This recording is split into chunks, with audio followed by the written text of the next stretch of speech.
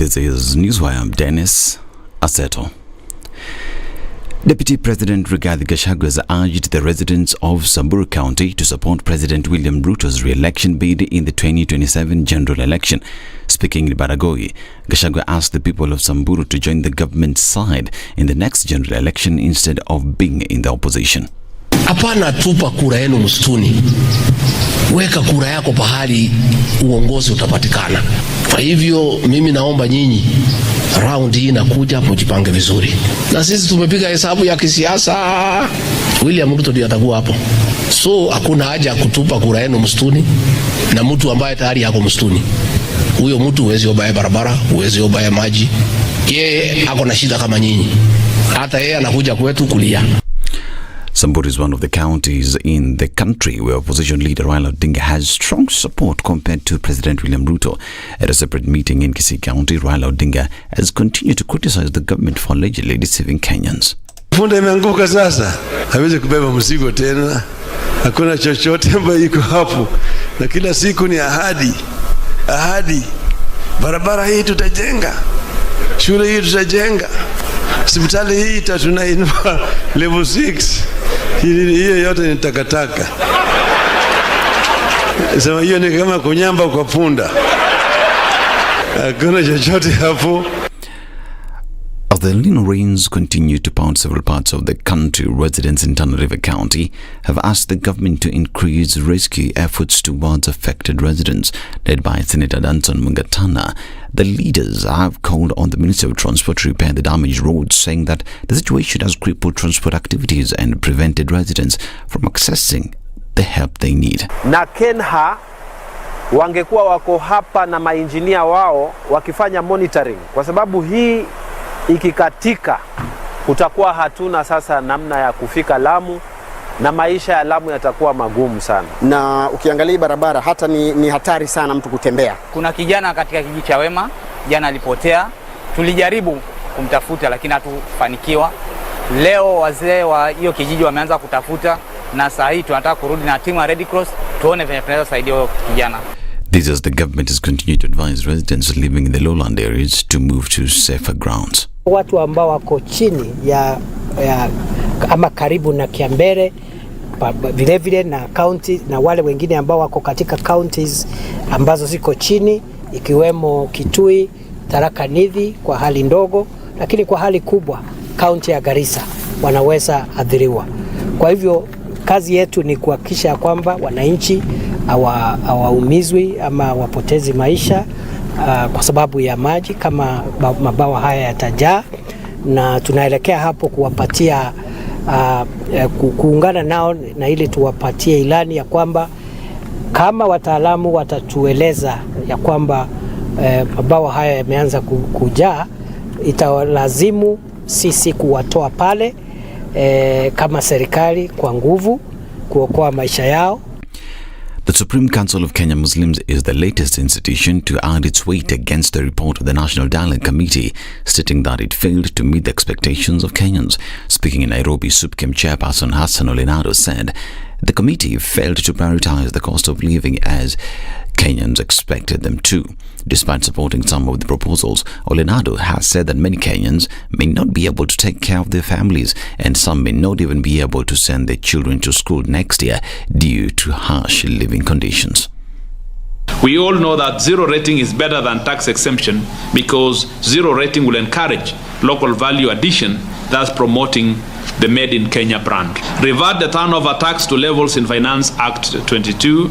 All of us are now aware that the new tax, the turnover tax, is very punitive and has virtually led to the closure of very many small and medium enterprises. SUPKEM has called on the government to change its revenue collection strategy by removing many taxes that are hurting Kenyans. Now, the multi-agency team that has been dispatched to inspect and assess Bajun Towers, a residential building under construction in Pangani, where 4 people died after the scaffold collapsed Saturday. According to a statement issued by the State Department of Public Works and signed by PS Joel Arumonyang, those found responsible for the incident that injured 8 others will face consequences, according to Rumunyang. The incident occurred while workers on the 17th floor project were plastering the external walls of the 15th, 16th and 17th floors. This is Newswire. I'm Dennis Aseto. Good morning.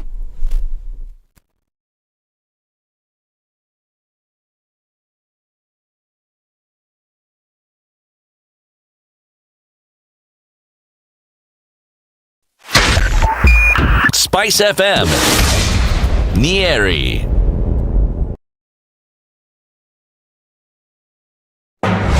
The following takes place from 6 a.m. to 10 a.m. every weekday on SpiceFM. When you're impeached, you're impeached. When you're sentenced, you're sentenced. Madam Chief Justice. Until the sentence is set aside.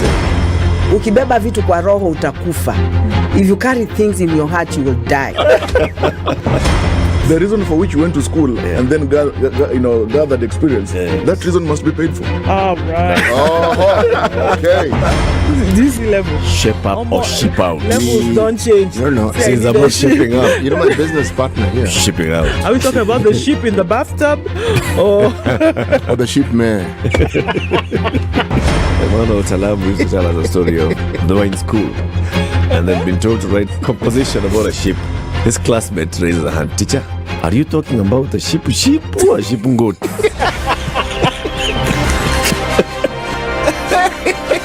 The Situation Room, Kenya's biggest conversation. 3, 2. Everybody, welcome to Kenya's biggest conversation. Nyeri Latiff, Muga, Madam Du, nimesalamia wote sana. Tumepokea salamu, asante sana. Hapa Garissa today the weather is very good, only that baridi inatupeleka mbio sana. baridi ni degree ngapi hapo? Hata sijui lakini madam tunakauka sana. If you want to follow the money trail, you've got to think like a thief to be able to catch that thief. A slap from a friend is better than a kiss from an enemy. You remember the kiss of Judas Iscariot? Iscariot. Yes. Is the one that imetuweka kwa hii mashida yote na mataabu kwa sababu of that kiss. Yet the slap of Jesus Christ when he slapped those guys wenye walikuwa wanauza mboga ndani ya kanisa took them to heaven. The Situation Room, Kenya's biggest conversation.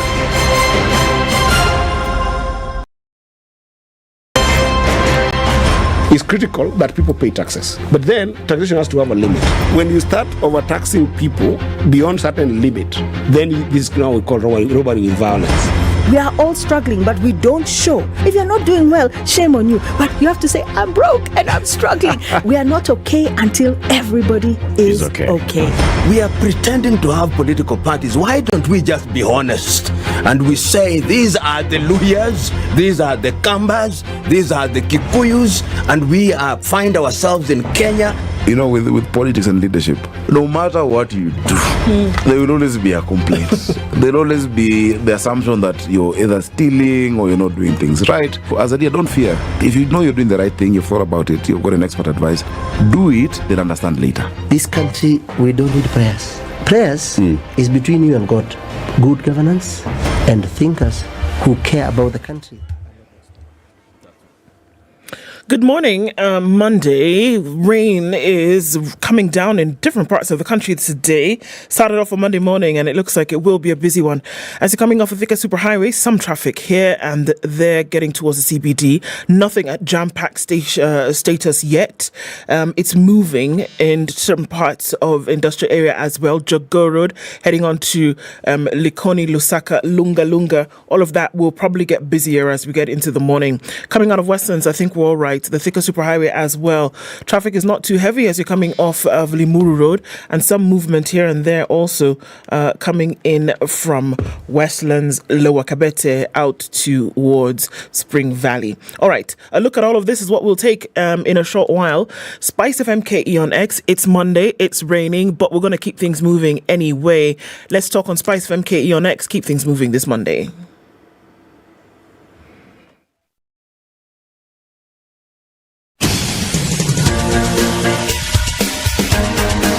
This is The Situation Room, the home of hard-hitting political commentary and penetrating insights about the state of the nation. This is a talk radio experience like no other. The Situation Room, a place for hard truths, debates, and elevated conversations. The Situation Room, witty, political, engaging, deep, controversial. In the room, we have C.T. Muga, researcher, academic, seasoned political observer, a fountain of wisdom in these politically uncertain times. Ndu Okoh, Nigerian by birth, Kenyan by choice, communications expert, Pan-Africanist, a truth seeker and believer in people power, and Eric Latiff, agent provocateur, the man in the chair, seasoned journalist, news hound, a man who believes in punching up, not down. This is The Situation Room, the only way to start your day. This Monday, December what? December what? 5th? 4th. It's the 4th of December, and here we are getting into it, and then the rain decided it's coming down already. But hey, here we are, new morning, brand new week. Karibu sana. City, good morning. Brand new rain. Brand new rain.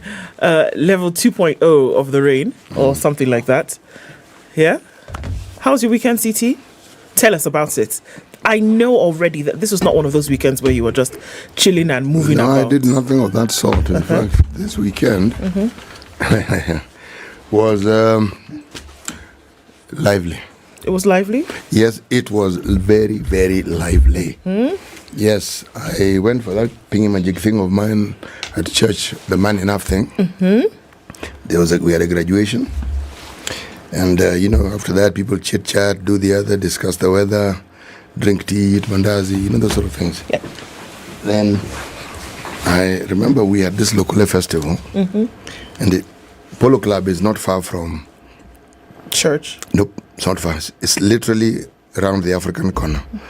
So I simply went to try and see how things were.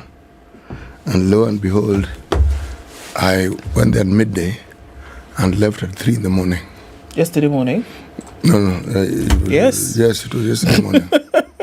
You don't say yesterday, I was thinking, but yesterday anywhere. No, yesterday morning. Yeah.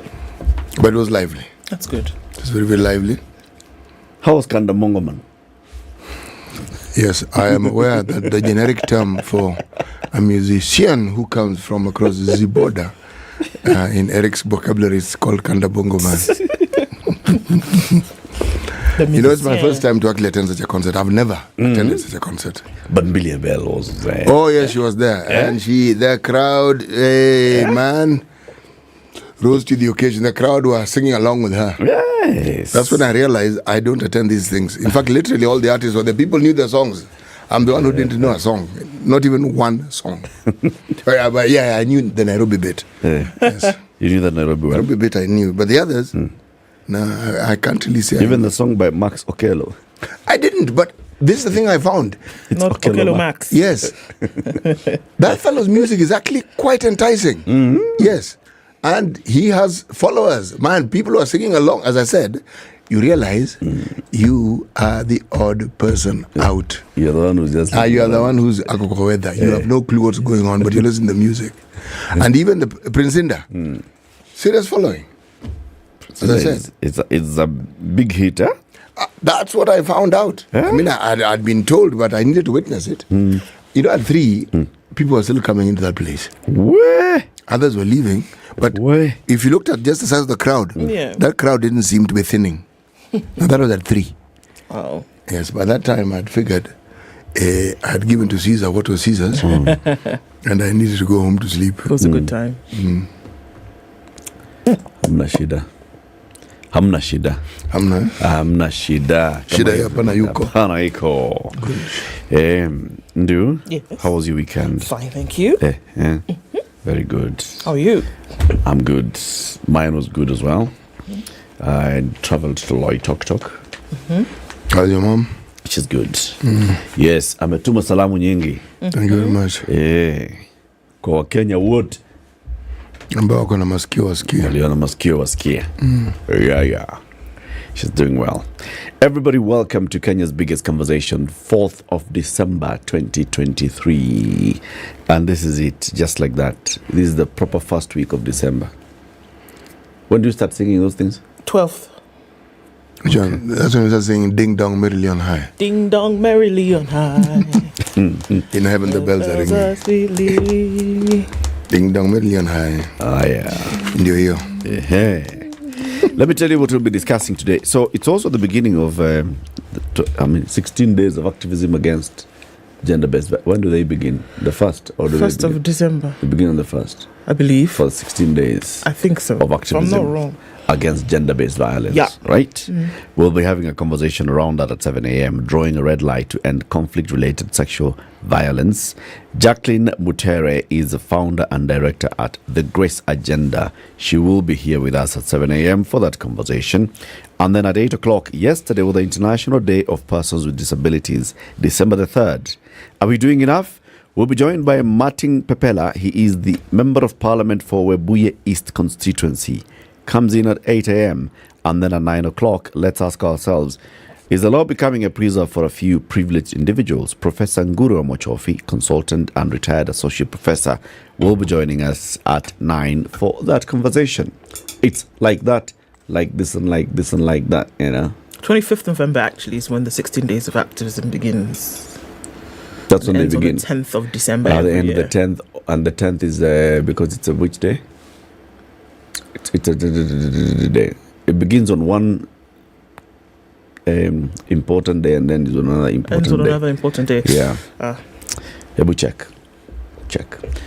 Meanwhile, 16 minutes after 6. If you are online, we can see you and we'll be acknowledging your presence shortly. If you're not yet saying where you're tuned in from, please do so. We want to know. Voila. It starts on the International Day for the Elimination of Violence Against Women and That's runs on until the 10th, November. which is Human Rights Day. And then 10th is the Human Rights Day. Yeah. Yeah. Okay. We'll be back shortly. This is the Situation Room, the only way to start your day. The rain is coming down in Nairobi this morning. 16 degrees, highs of 23 and lows of 15. Clear, cloudy later in Nakuru at 14 with highs of 24. Cloudy at 14 in Nyeri with highs of 23 and mostly cloudy at 13 in Eldoret with highs of 24. Mostly cloudy this morning at 26 in Mombasa with highs of 32 and we'll see highs of 31 in a partly sunny Malindi at 24. Kisumu is cloudy at 20 with highs of 28 and Kakamega at 18 is cloudy with highs of 28 and lows of 15. We're looking into a rainy Kampala at 19 with highs of 26 and Dar es Salaam is partly sunny at 25 with highs of 30 down to lows of 25. All right, Johannesburg is clear at 17 with highs of 31 and Mogadishu is sunny at 26. Addis at 7 is clear this morning. It's 26 and clear in Lagos with highs of 33 and we'll see highs of 31 in a mostly clear Kinshasa at 22. We're looking into a mostly sunny Beijing Monday afternoon. It's 7 degrees with highs of 8 and lows of -4. It's a rainy, snowy, icy Paris at 4 degrees, highs of 9 and lows of 4. And London is rainy at 6 with highs of 8. Sunday night is mostly cloudy at 9 degrees in New York. Coming into Monday, highs of 11 and lows of 7.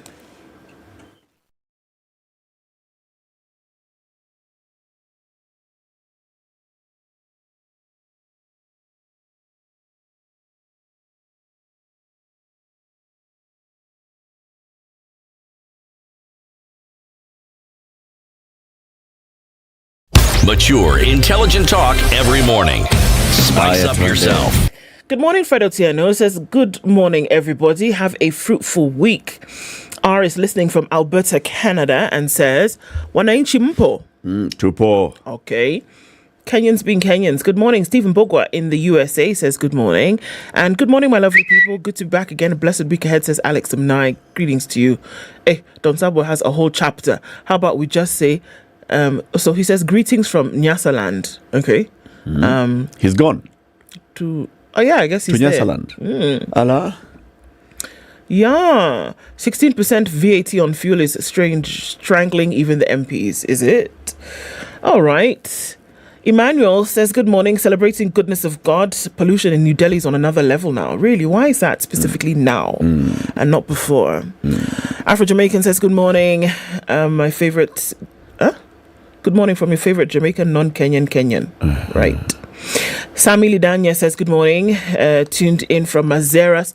Rogers Nyanje is also tuned in and says, good morning. Joe Mungai is tuned in from Bonny Lake and says, did I hear Rigathi Gachagua talk about 2027 politics? Who bewitched Kenya? Why? No, he's too busy. He does not have time to talk about those things. Yes. Is that what he said? Yes. All right. Jeffrey Mogaka says, good morning. Getting all from Loy Tok Tok. Oh, okay. Ednah, he says you should salamia wa Kenya on air, not just Kwahewa. On air. On air.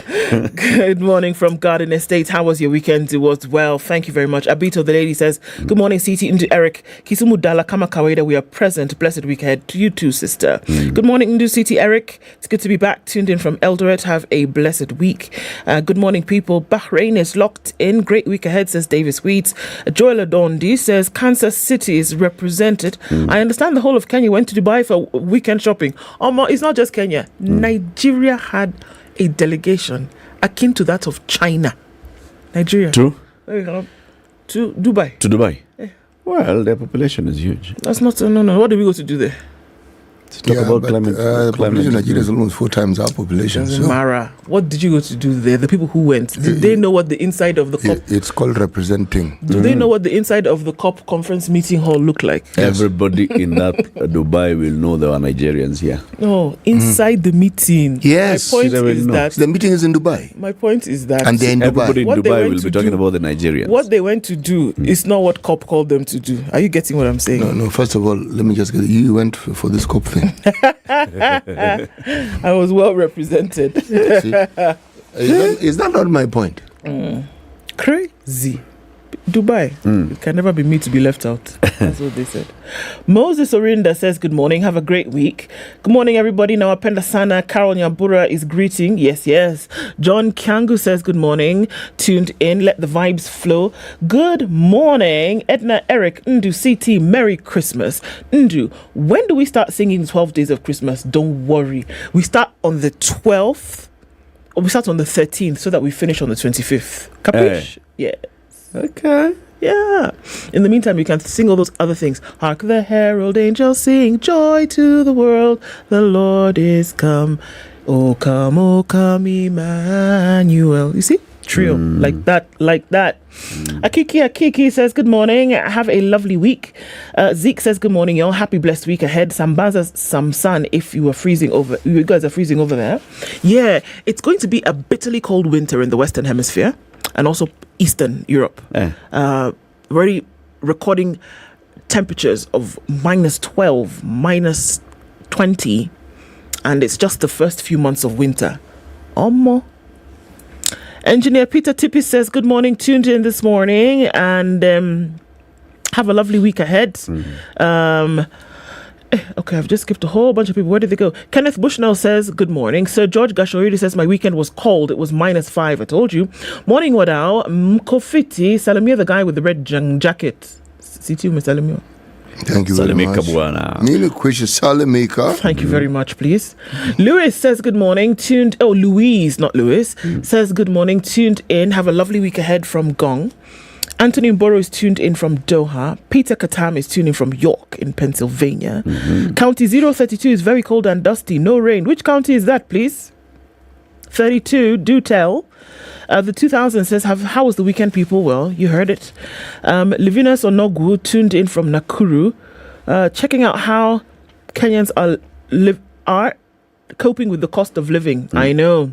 Jero Nthiga says, great show, best show, always appreciate your valued conversation. Thank you, brother. Tuned in from New York City, taking a bite out of the Big Apple. Maggie Odengo says, good morning. It's evening here and you are in the morning. I'm watching from Washington State, Kirkland specifically. Paul Monari says, good morning. Brian Otieno is tuned in. He said he's attending COP tomorrow. Anthony Kamau is also here. Sylvester Daoud is tuned in. Polycarp Makabe, Jamal Ayub, Dr. Michelle Harrell, He says, you skipped me. I can never skip you, Dr. Michelle. Good morning. I'm Okoh Jeremiah is tuned in from Homa Bay. Everybody, we see you. Good morning. Kaiser Obed, as always, says he's locked in the morning. City, where do we go to this week? Eritrea. Okay. Horn of Africa. Okay. Where the president was denied a Nobel Peace Prize. Yeah, this life is a different one, isn't it? One moment you think this, the moment is this, and then there's the other.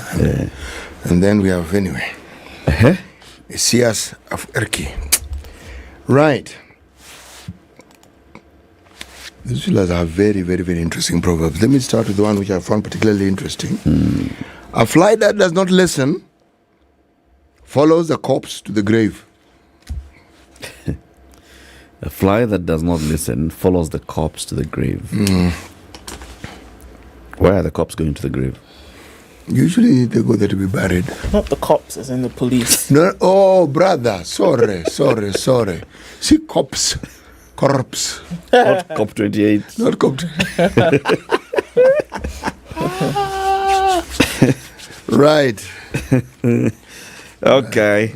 So, headlines. All right, on the front page of the Standard this morning, it's an interesting one because it's told us that experts are refusing that Ruto's economics are the same as Kibaki's. Experts say Kibaki would be shocked at Rutonomics. Economists say President Ruto claims of copying former President Mwai Kibaki's economic playbook seem not to be working as his policies and interventions point in the opposite direction, leaving Kenyans desperate and hurting. All right, we're looking at 10. These are experts. These are experts. We don't know which ones they are, but we'll tell you in a minute. 10 point. I think you don't know. I do. I've read the story. Okay, 10.5% is the central bank rate at which it's up from. So the central bank is at 10%, up from 7.2% in July 2022. Since then, it's been on a steady climb. So that's the interest rate at 10.5. Kenya's grain lifeline port most protected. A tour of Ukraine's port city of Odessa unpacks the vagaries of war and fragility of food exportations during wartime. Raila tells the president, stop undermining governors. He says there's a threat to devolution and he can see that threat coming directly from the executive. So he's wagged his finger and says, stop it. Okay. On the front page of The Nation this morning, looking again at Kenya's debt, Kenya's debt hole, and they've done a comparison between the most former president, the most recent former, and the current president of Kenya. It talks about Kibaki having found a 633 billion shilling debt and left a debt of 1.79 trillion shillings, up by 182%. Uhuru Kenyatta found a debt of 1.7 trillion and left one of 8.7 trillion, up 386%. So far, President William Ruto found a debt of 8.7 trillion shillings. So far, in the last 12 months, it's gone up 21%, and they've said that the debt currently stands at 10.58 trillion. All right.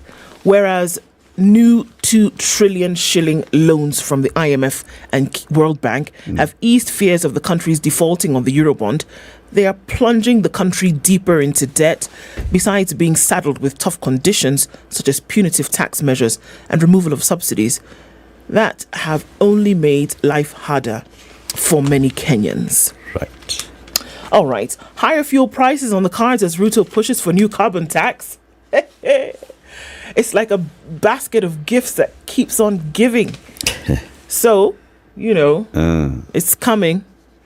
Increase free school cash for each learner, according to the Kenya National Union of Teachers. It will be necessary to do this so that you can make sure school flows on well. Okay, River Nzui crossing still incomplete, years after tragedy claimed 32 lives. Same bridge. Same bridge. Okay. Same bridge. The Business Daily. Bank dollar holdings rise to record 966.4 billion shilling worth. Dollar holdings by Kenyan commercial banks has shot up by 78% to hit a record $6.32 billion in September as lenders stack up the units amid the dollarization of the economy and a growing greenback black market. The increase in similar months last year shows the dollar shortage that Kenya has battled for the past year is starting to ease. The dollar shortage is starting to ease. MPs launch law changes for cryptocurrencies taxation. A parliamentary committee has backed a bill that will allow the taxation of more than 4 million Kenyans who are estimated to be trading in cryptocurrency. 4 million Kenyans are trading in crypto. Hiya. As MPs accuse the central bank of dragging its feet on regulating the industry. The Finance Committee of the National Assembly has approved publication of the Capital Markets Amendment Bill sponsored by Mosop MP Abraham Kirwa. At the headline, Kenya Power blames fake forex rate for 23 billion shilling loss. A fake forex rate. The Kenya Power is blaming IPRA for the 23 billion shillings loss it incurred in the year ended June for using CBK's foreign exchange rates instead of those quoted in actual market transactions when paying its lenders and electrifying suppliers in foreign currencies. So IPRA uses CBK rate, but Kenya Power is using Vituko ground. And Vituko ground are like 20 bob more than the CBK rate. Yep. Kina Umana. City, tell us the star. Top right-hand corner in Till Green. This one is a bit bizarre. Teenager tortured for 3 days, forced to eat his vomit after cut. What? Yes, I told you this is bizarre. This happened in Naivasha. It was a circumcision ceremony that clearly went wrong. 15-year-old boy who had just completed KCPE was one of the initiates, and he was in a group of young men, as people tend to be in groups. And according to the report, they decided that they were going to toughen him.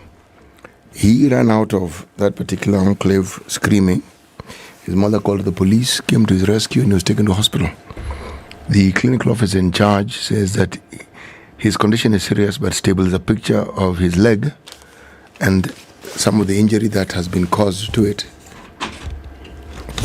How are those injuries called? What's that? They were beating him up. I don't know what they were using to beat him up, but they were beating him up. Anyway, apparently he lost enough blood to warrant a transfusion. Where? Yes. This is how people take cultural practices to an extremely wrong direction and gives it a completely horrible, terrible name. People will likely now forget all the ceremonies that have been held that were successful and people are generally happy with. This one now. I'll pick on this one. Yeah. Right. Law Council. Race for top law society of Kenya Job Hots Up as polls date set for February 22nd. That's next year. They've started now. Yes, now. All right. Second evaluation trip. Mudavadi leads a 3-day fact-finding mission of violence to violence.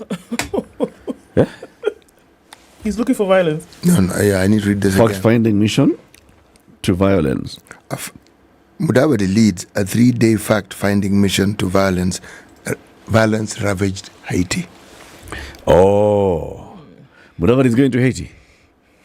Okay. Alrighty. But even as he's going to Haiti, fact-finding. Even as we have people going to Haiti, something else is happening. KDF begins their withdrawal from DRC, and there's a picture of the army chief, Ogola, visiting the troops, and a picture of members of the armed forces carrying some rather heavy-looking bags. Then bang in the middle of the paper, all is well. Raila Kalonzo have endorsed report and dismissed division talks. Karua walkout looms as Raila team is divided. This is a story on page 4 and 5. It was clear from the get-go. Yeah. Karua was going to end up with a short end of the stick or no stick at all. Walkout was coming. Twig. Tufanya 24 traffic. 26 minutes to 7. Sawa.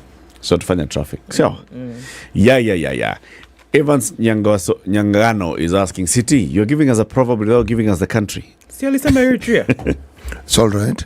Let me just repeat it. Our apologies if you didn't hear what we said. Let me just repeat it. Our proverbs for the whole of this week come from the country of Eritrea. Yes.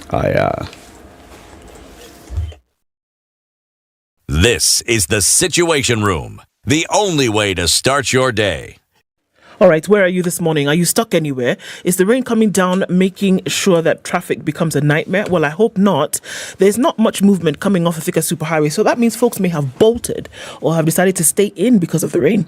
We'll see a little bit of it then building up right around Pangani at the underpass, and that will be traffic getting into the CBD, so you're going to be held up there for a while as you get out of that. So it's not too sticky as you get then towards Wangari Maathai. If you go the other way towards Maranga Road, you're going to end up at Ngara, where there's a little bit of traffic heading towards the Globe Cinema overpass. Limuru Road looks good. You'll be in and out like a flash. And then coming in from Wayaki Way, Westlands, all of this looks all right for now. Let's take a look at James Gishiru. Nothing to worry about, at least not for now. Gong Road also flowing free into the CBD. And then touching on Haile Selassie is not going to be an issue until you get after railways. And there's in and outbound traffic coming in from Kamkunji at the roundabout and going towards Kamkunji at the roundabout. One to watch for Jogo Road as well. All right, we're starting off Monday morning. It's not too messy, at least not for now. Hopefully we can keep it just so. Let's talk in the meantime on SpiceFM KE on X. Mature, intelligent talk every morning. Spice up yourself.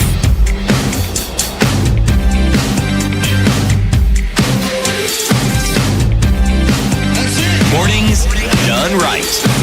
94.4 Spice FM, Nairobi. So, as all this money is being borrowed and this, that, blah, blah, blah, Kenya, the Kenya National Union of Teachers is saying what we need right now to fix the problem is that we need you to increase the allocations for primary, junior and senior schools. We need more money to be able to make sure that these kids stay in school. They have demanded a significant increase in the funds the government sets aside for each learner in primary, junior, senior and secondary schools, saying the current allocations are too low. And even with those low allocations, they don't come on time. When they come, you know how it has been. Secretary General Collins Oyu said yesterday that the current allocations for pre-primary school, primary, junior and senior schools are, as well as special needs education, which are either delayed or insufficient, hinder the learning institutions from effectively implementing their programs due to financial distress. Free primary education funds and free day secondary education allocations are either delayed unnecessarily or allocated in small bits that cannot enable schools to carry out their programs. They've started to sound the alarm bells, maybe, early. We're in December. Actually, maybe not, because in a few short weeks, going back to school on the 9th of January, this will happen, whereby there will be delays.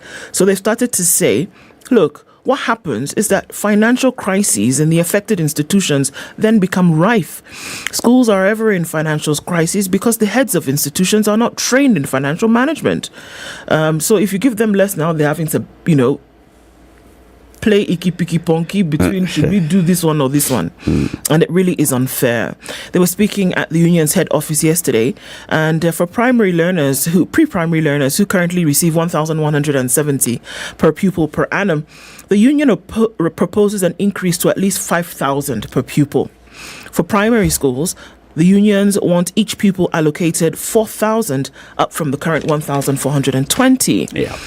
They also want junior secondary schools who currently receive 15,544 to get at least 22,000, while those in senior secondary school to get at least 35,000, up from the 19,628. So now they're saying that they're also insisting that special needs learners, currently allocated 18,000 per learner, should be given at least 35,000. And they're saying that the current allocations per student are a drop in the ocean, considering the escalating cost of living and the pricey cost of teaching tools and learning material. And on and on and on it goes. This comes ahead of the annual delegates conference meeting of the Kenya National Union of Teachers. Of course, the teachers union leadership has got to show that it has the plight of teachers deep in heart, at the core of their heart. Kwenda huko. I see these two things as very well calculated. It's political. Yeah, as we go into this meeting, we are saying, you know what, we want more money. When Collins Oyu was here, what did he tell us? He's having meetings with the president. And he was going to speak to him directly about a number of issues. My problem is that forever and ever, the pupils and their schooling is usually the currency upon folks then trade for their political gain. It's unfortunate because it is true that an increased capitation is absolutely necessary to make sure that learning does not stall or to make sure that quality of learning is delivered. It is needed. But the thing is that what push are you going to see to actually make sure that such things happen, or that it's even a conversation beyond this delegates conference? You know, and that's the thing. And I think it's very sad. And the day that stops is when you will start to see that there will be an increase in the attention that is paid to the actual needs. But for now, absolutely, it's horse trading. And this is just like the cost of living conversation at the national delegates, whatever, in Bombas. Let's just throw it on the table every now and then when it sounds like we need to be serious about what we're saying. You know? Yeah. And it's unfortunate, but it's a tool, it's used, and unfortunately too much. Today is the 4th of December, 2023. On this day, in 2021, 32 people died while crossing to go to a place called Nu in Mwingi, Kitui County. The bridge is called Enzio Bridge. We saw the outpouring of emotion from local leaders, from national government leaders, from the minister in charge of roads and infrastructure then, the principal secretary, the bosses of the Kenya Rural Roads Authority saying, this bridge, we've been working on this bridge, you know, because of the rain, because of this and the other. We are going to make sure that by February 2022, this road will be completed. It is the 4th of December 2023. The bridge is still standing the same way, nothing done. Government engineers supervising the construction told the nation that the site engineer is too slow. That's what government engineers are saying. And that ministry has been informed accordingly. Now the ministry has been informed that the site engineer is too slow. But there are other factors such as weather, which are now working against the contractor's plan. Sorry. Okay. Please go ahead. It's okay. This is a source who sought anonymity, who said there are other factors. For example, now the weather. Now you see, now the weather. You see, it's raining. Now the site contractor cannot work. Not much is happening at the site. Mr. Benson Gasioki, who's a resident, said casual workers at this site say that there is constant delay of their pay. Our salaries are in arrears for 5 months. We have to go on a go-slow for us to be paid our wages. Just before the rains, we downed our tools, and that's when he acted. A casual worker who did not want to be named for fear of victimization said he delays payments, and many of the locals here now shun working with him. The delay of the construction of the bridge has turned into a blame game. No one wants to take responsibility. Last year, the contractor said the bridge is 40% complete and promised to finish the job by May 2023. This May for this one? 2023. Okay. A year ago, Stephen Nundu, a foreman of the project, said the work is still within the contract period. 12 months later, efforts by the media to get a comment from him on the project were futile. The echoes of the past still haunt the families of the survivors. Who is the constructor? The Kenya Rural Roads Authority awarded Q Construction Limited the tender to build a bridge to the tune of 700 million shillings. Construction work was to be completed under 24 months. This is still the same way. Kenya Rural Roads Authority engineers are still, they're okay. They're fine. They're celebrating. They're driving to work tonight. The site engineers are from the Kenya Rural Roads Authority, isn't it? The site engineer is a contractor. And then there's a site engineer who's supervising. That's from the Kenya Rural Roads Authority. There's a boss of this entire region. Okay.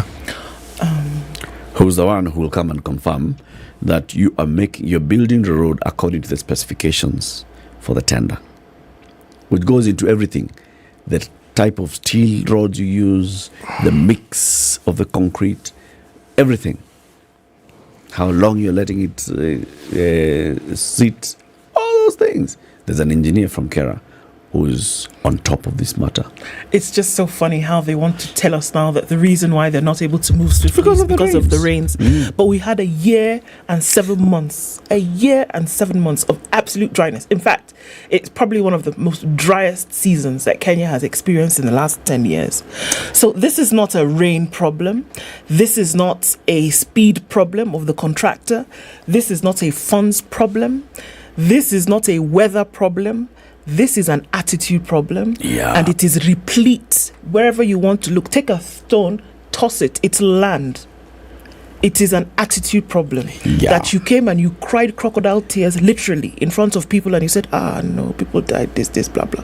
Okay, we're going to do something about it. Anybody who would have heard the officials speaking the way in which they spoke in 2022 would have said, no, this one, very fast, this bridge will be up to atone for the lives of those who were lost, right? Okay. It didn't happen. Is it because there was no money? No. Is it because there were no expertise? No. Was it for want of resources or capacity or no, it was not. The weather conditions were perfect. It was dry, completely dry. This rain that we're talking about, guess what? It started at the end of September. It is an attitude problem. It's bad manners, and those are the things that need to be shunned. The 32 people theft. who died meant nothing. It is crime against humanity. It is a crime, actually. It is a big thing. Nonsense. We start with the Kenya Rural Roads Authority, the bosses at Kara. Surely, this is something that exposed you, and you ought to have gone ahead and finished it on time. Okay? You get funding from the Kenya Roads Board. Let's even say that in 2021, there's something that had happened, and the budget money was moved, like we heard from Gadhoni wa Mushomba. Money had been moved from this road to something else. Let's even say the politicians had done that stupid thing, okay? Now, after this tragedy happened where 32 people were swept away, and they were going for, what are they going for? Was it a wedding? They were going for a wedding. Yes. Most of the people who died were away. the members of a choir. It got national attention. This was your moment. If money had been reallocated and reassigned, this was your moment to actually say, you see, we can't take that money away, bring it back and let's complete. The Principal Secretary for Infrastructure, Professor Maringa, came and said, we will complete this road in 2 months' time. Let's even say that there was no money. There was a supplementary budget in 2022. Let's even say that the budget didn't. There was a new budget in 2022-2023. It has come, it's gone. There was another budget, 2023-2024. There's another budget now, as in... And there's another supplementary budget. Absolutely no reason, no logical reason that can be given beyond bad manners for this delay. None. It is going beyond bad manners. This is now direct and utmost incompetence. Period. It's like the disaster provided an opportunity for more funds to be sought. Yeah. We are not even asking what happened to the funds that had been allocated earlier. Yeah. We're just saying finish the bridge. Can you imagine? You're not even asking where the money went. No. The number of times that we've been told about the bridge and money has been allocated, no, we're not asking. Just saying, recently you got money. You even got a contractor. Just do the bridge. Just do your job. Do you know why nations or nation states fail? If we say we live in interesting times, we do. Because we're actually living through a process where we can see just how things get from bad to worst. Yep. And how it gets to a point where you are not sure whether people who are given the authority to look after the affairs of the state understand any longer what their jobs are. This can't be a story again. Do you know what makes it worse, CTA? And I've said it before. The painful part is that they actually do understand what their job is. Yeah. They know what they are supposed to do. Yeah. They know this is how it's supposed to be done. This is when it's supposed to be done. This is the process that we're supposed to follow. They deliberately don't. And that for me is what makes it worse. You choose not to do your job. You choose that these funds that were supposed to be meant for something else, you choose to do something else with them. Then you want to come and start giving us some half-wit reason here that the contractor is slow. Slow for 2 years? And you people did not ask? So we waited, okay, do you know, and then the rain that has come, if it didn't come, because we're speaking about it, is it not? We're speaking about it because the rain's deluge has happened, right? Yeah. And the place is still in abhorrence. Yep. Yes, even if it was dry. So they would have told you it's too dry. That you know what you're supposed Workers to do. can't work here. The temperatures are too high. They're too high. I think the Bible even calls it a sin. It's a sin. To him who knows what is right and does not do it, to him it is a sin. Simple, straightforward. It is horrible. We are sufficiently mad. Sitting now annoy us some more with that story about the boy. You know, page 3 of the story. A newly circumcised 15-year-old has been admitted to a hospital after 3 days of sadistic torture by his fellow teens. The relentless duo lashed the teenager and forced him to eat his own vomit, all in the name of initiation into adulthood. The victim, whose body, especially his legs, was spattered with blood, and was rushed to Naivasha Hospital after his mother, who lived nearby, stumbled onto son. Furious members of the public, including Naivasha MP Jane Kiara, called for the arrest of the two sadists responsible for his torture and humiliation. In circumcision, a group of boys kept together as they heal and are taught cultural values. The minor told how, for 3 days, the two suspects, who are known to him, beat him to a pulp, saying they were toughening him for life as an adult. He was forced to swallow his own vomit while the two struck him with a hot wire and at times punched him until he fainted. Jesus Christ. Wait, so was this a center that was holding boys who had recently gone through circumcision, or were they just coming to his home? No, he had already been circumcised. So where were they finding the boy? They were together. These boys were part of his group. At home? Yes. Or in a center? In a center near his home. Had they also gone through the circumcision? Yes, they had. That's why they were there together. Good Lord. They took it upon themselves.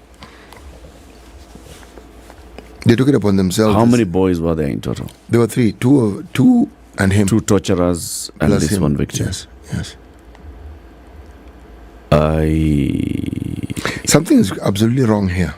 Because where are the adults who are supposed to superintend this? Yeah, throughout this. People are put in groups. Yes, we know, but they're adults. They're usually adults. Yes. Because the teaching you're not being taught by your age mates. You're being taught by people who are older. Yep. Yes.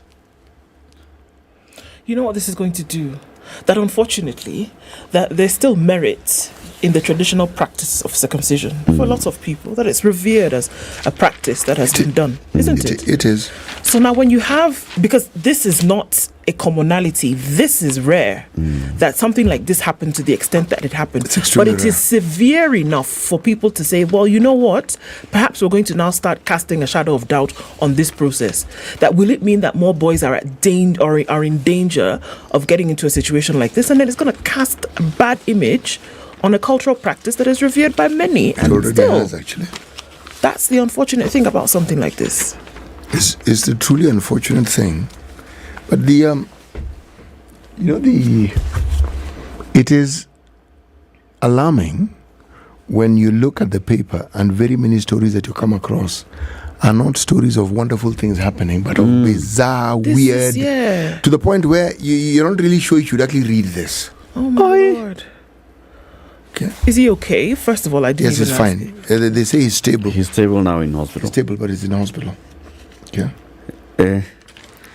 But there's a bizarre story. Yes. That's also it's still in Kitui County, a place called Ngutani.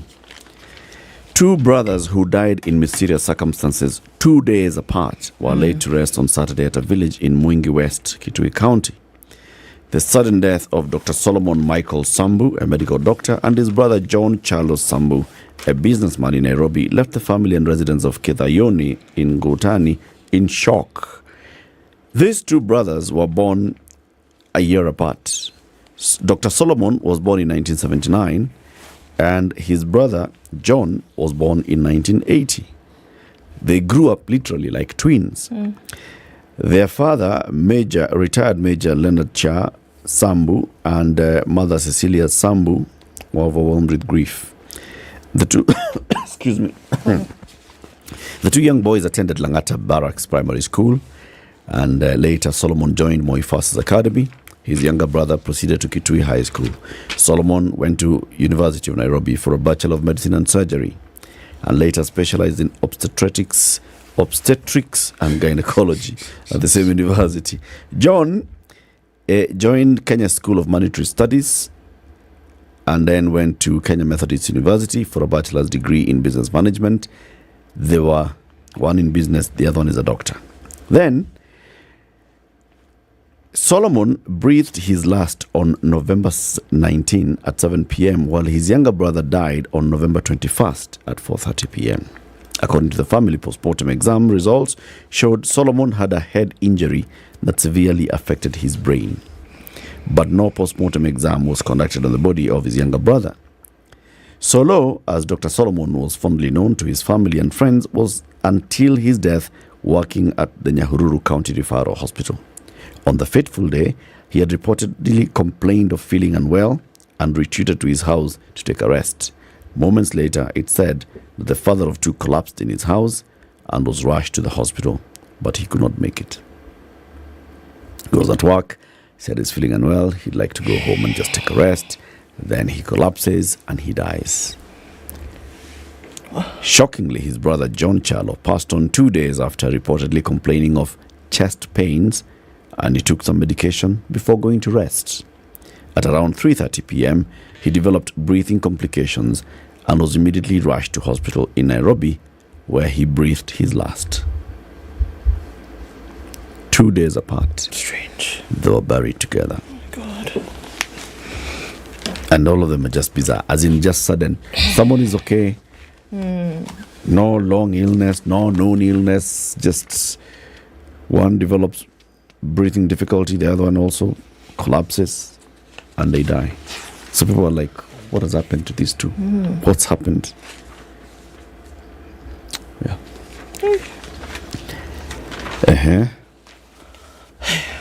Just sad. Okay. Tell us. You tell us. Don't worry. Just tell us. All you don't tell us. Okay. Musalia. No. No, leave him alone. Okay, actually, no, it's a special report on this Haiti thing. I think it's important to look at. A special report that's carried by the Standard today.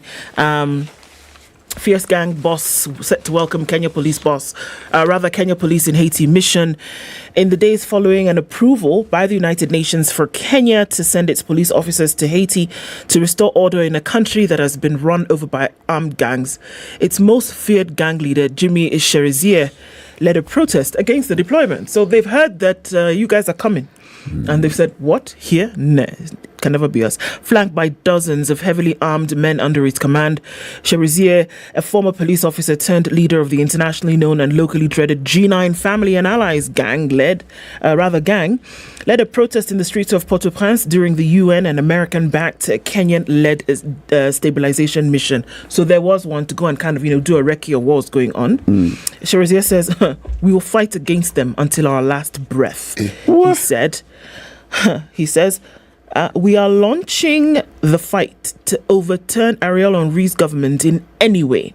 Cherizier said of Haiti's prime minister, who took power over President Jovenel Moïse, was assassinated in 2021. He said, our fight will be with weapons, he said to the Reuters news agency.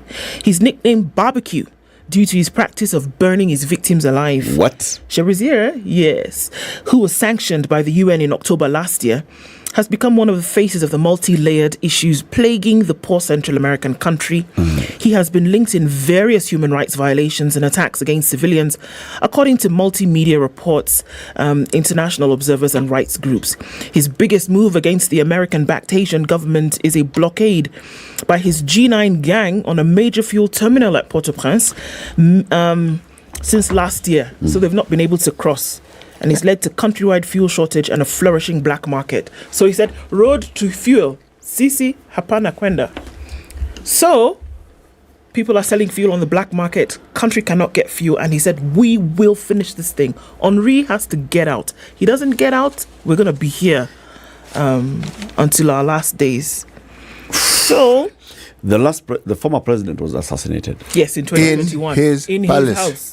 Inside. In the presidential palace. With the wife watching. Yes. And the previous one, similar things that happened. As in this country, this is the norm. The gang is, they said, you misbehave, we remove you. Until you people will relinquish this hold that the Americans have on this country, we are not letting go. And it's not for you to come and tell us we have relinquished. We will know if you have. And until then, do they have a gun factory in Haiti?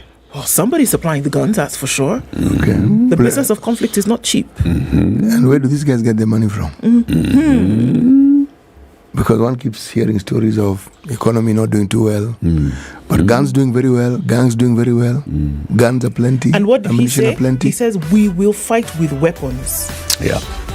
Time for the news, 7 a.m. Good morning. Spice up your life.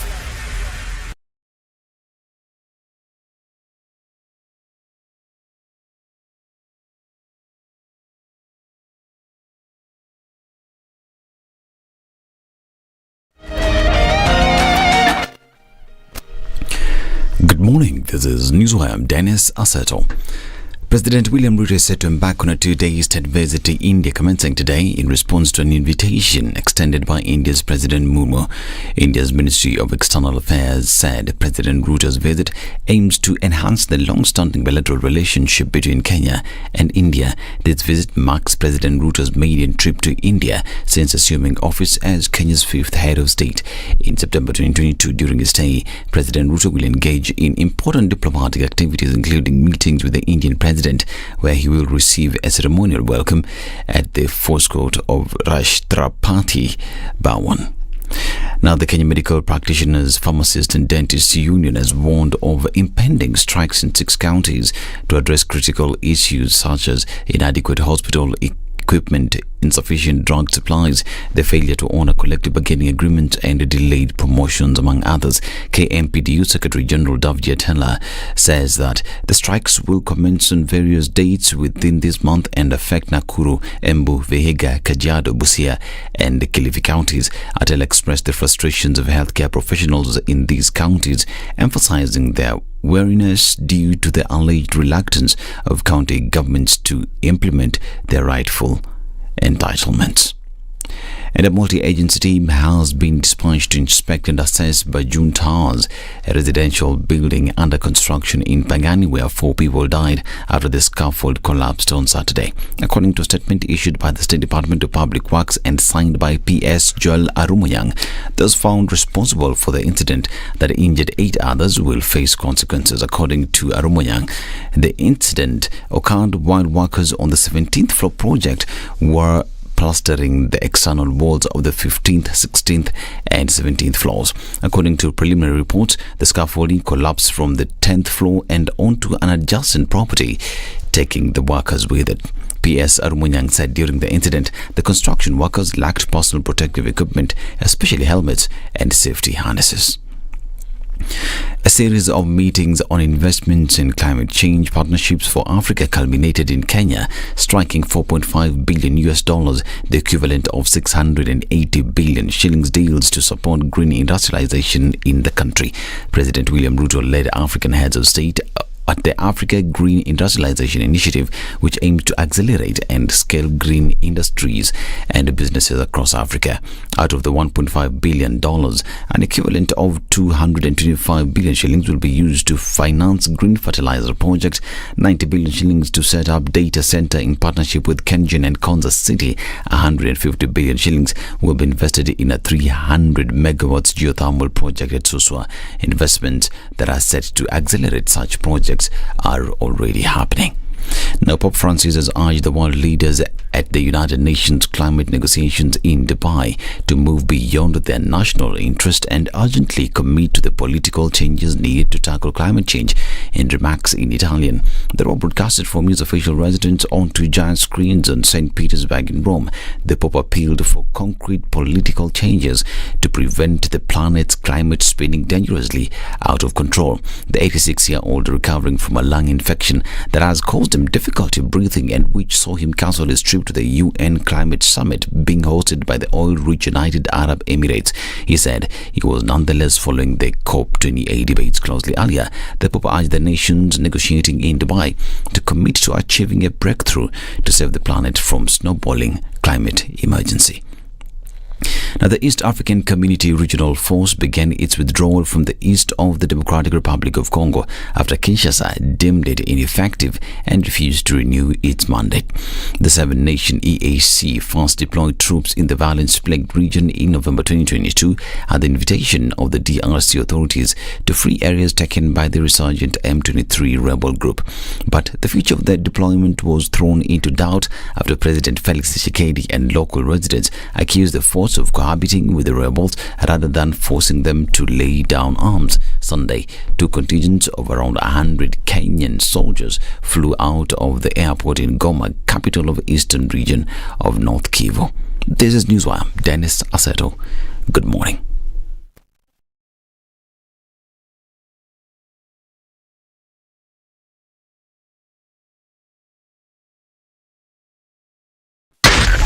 SpiceFM, Nakuru. Right, coming in off the Thika Superhighway, traffic is heavy as you just pass Survey, heading out towards Pangani at the underpass and then into the city. It's also pretty busy on Kiambu Road today. We're looking at traffic bumper to bumper through towards Muthaiga Square. Let's look at other parts coming in on Wayaki Way and then touching a little bit on James Gishuru. Nothing much popping here. We're going to keep an eye on things and see what happens because we'll know around getting into traffic hour it's going to get pretty busy. So, on Gong Road, you'll also find getting into the CBD. It's busy coming out from Landis going towards Kamkunji at the roundabout. Let's take a look at the Eastern Bypass. Not much going on here. Cabanas is fine. North Airport Road also flowing free and smoothly as well. Outer Ring, however, coming in from the Embakasi Junction is packed. And that's inbound traffic then trying to find its way through towards Mombasa Road or other parts. One to watch. Let's see what happens Monday morning. We'll be busy. We're just getting on to the point of traffic hour, but we'll see in a short while how things pan out. Let's talk in the meantime on Spice FM, KE on X.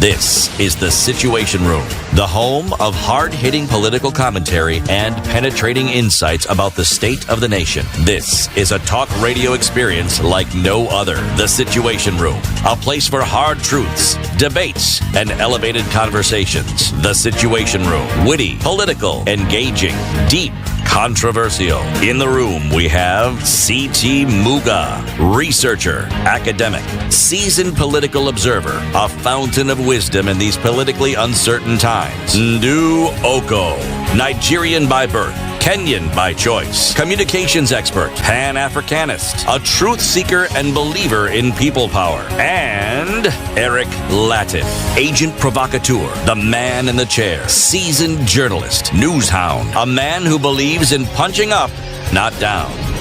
This is The Situation Room, 7 minutes the after only 7 on way this to 4th start day of your day. December 2023. Welcome to the second hour of Kenya's biggest conversation, The Situation Room. This is the first proper week of December. Hello, December, and it's gone. Well, we did say this, I think, somewhere in October, didn't we? So, this year is over. Because somehow November just seems to fly by. Then before you know it, you're talking of December. So when you get to December, you might as well start talking of February. Because January is a long, difficult month. It's like 4 months rolled into one. January will be something crazy. Yeah, January Absolutely. will be something completely crazy. It will begin on the 30th of December. And it will end in March. That's January. Yeah, it's January. Anyway, Mungu yuko. Isn't he just not to survive? Yes.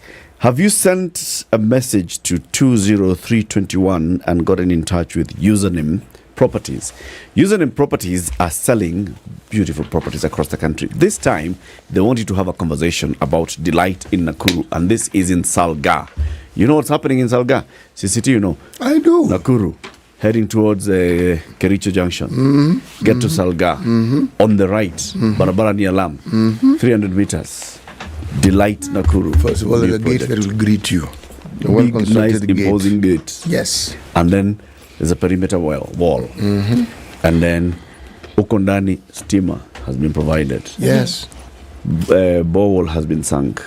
Essentially, what a reticulation is happening. Exactly. You're being told all you need to do is do the needful that we will tell you about in terms of deposit.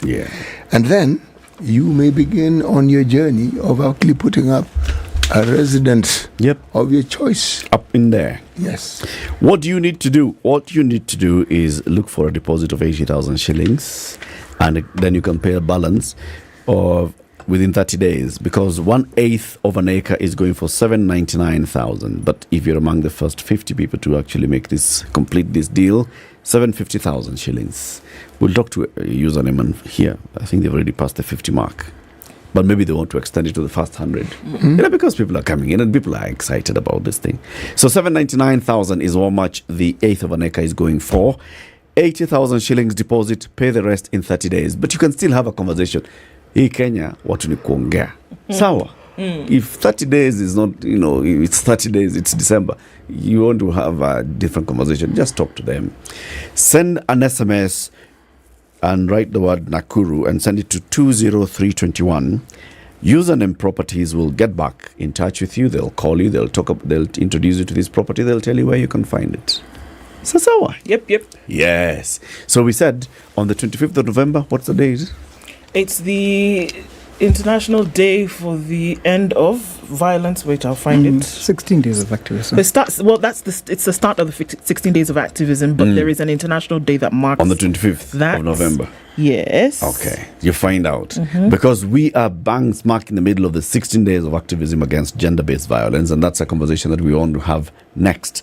Our guest this morning is Jacqueline Mutere. She is the founder and director of the Grace Agenda. Jacqueline, good morning. Good morning, Eric. Welcome to the hot seat of the Situation Room. Thank you very much. We've had a conversation with you before, but not on the hot seat. Yes, I wasn't on the hot seat. It's not very hot right now, but let's see as we proceed. For you, we're going to make it fun. Thank you. Just because it's you. Thank you. Because it's the 4th day of December. Thank you. You're the first guest this morning. Thank you. Kama vile username wanasema first 50 get some something. Pia wewe, because you're the first. Okay. You also get some good morning. City has the day's proverb. He says this week proverbs will be from Eritrea.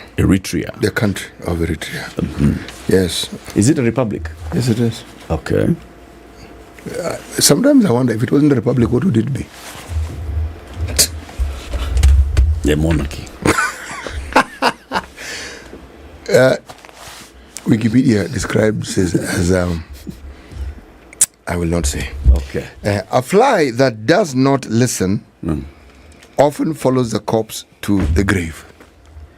A fly that does not listen often follows the corpse to the grave. Yes. Jacqueline, how do you interpret this proverb? If you're disobedient, you'll end up with the dead. Straight shooting, fly from the hip, Haiti. This is it. Yeah? That one. Spot on. Clear, right? Absolutely. If you're disobedient, that's where you land. In fact, as we were saying, your end is clear. Yes. It isn't something that is in doubt. That's a good one. It is. That's a good one. So, Jackie, you are the founder and director of the Grace Agenda. Yes. What's the Grace Agenda? Grace Agenda is a community-based organization that was initiated as a response to the post-election violence of 2007-2008. A subject matter that people don't want to discuss, but thank you for giving me the opportunity again. So it was a response to the sexual violence, specifically the sexual violence that happened during that time, and specifically to those who conceived and had children from the violation, from the rape violation. And so after a personal experience, I thought after my healing process about the others that I had left behind, or others who were being left behind, and others whose voices were unable to be heard. And I thought of just initiating this discussion. And I brought together some, at that time there were about 4 ladies and their children who had conceived from the violation during the post-election violence.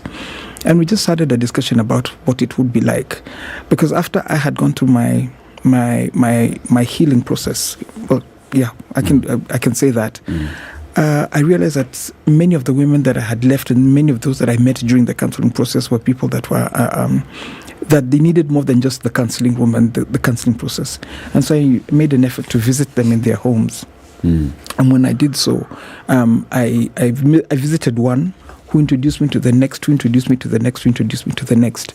And finally, we were about 11 women with about 8 children, all of these that had been conceived from sexual violence during that time. And that's when I decided, I think, for us to have a bit more, an amplified voice, a cohesive voice, I thought it would be useful for us to just gather ourselves, first of all, with a singular voice. And that's how I initiated Grace Agenda. Yeah. Grace, Jackie, I want us to be very, very clear of what we're talking about this morning. Post-election violence, 2007, 2008. Absolutely. What period are we talking about? December 2007? We're talking about December 2007, crossover to January 2008. January 2008. Absolutely. We all know what happened in the country. Absolutely. We know there was destruction of property. Yep. There were people who were killed. Loss of lives. People who were maimed.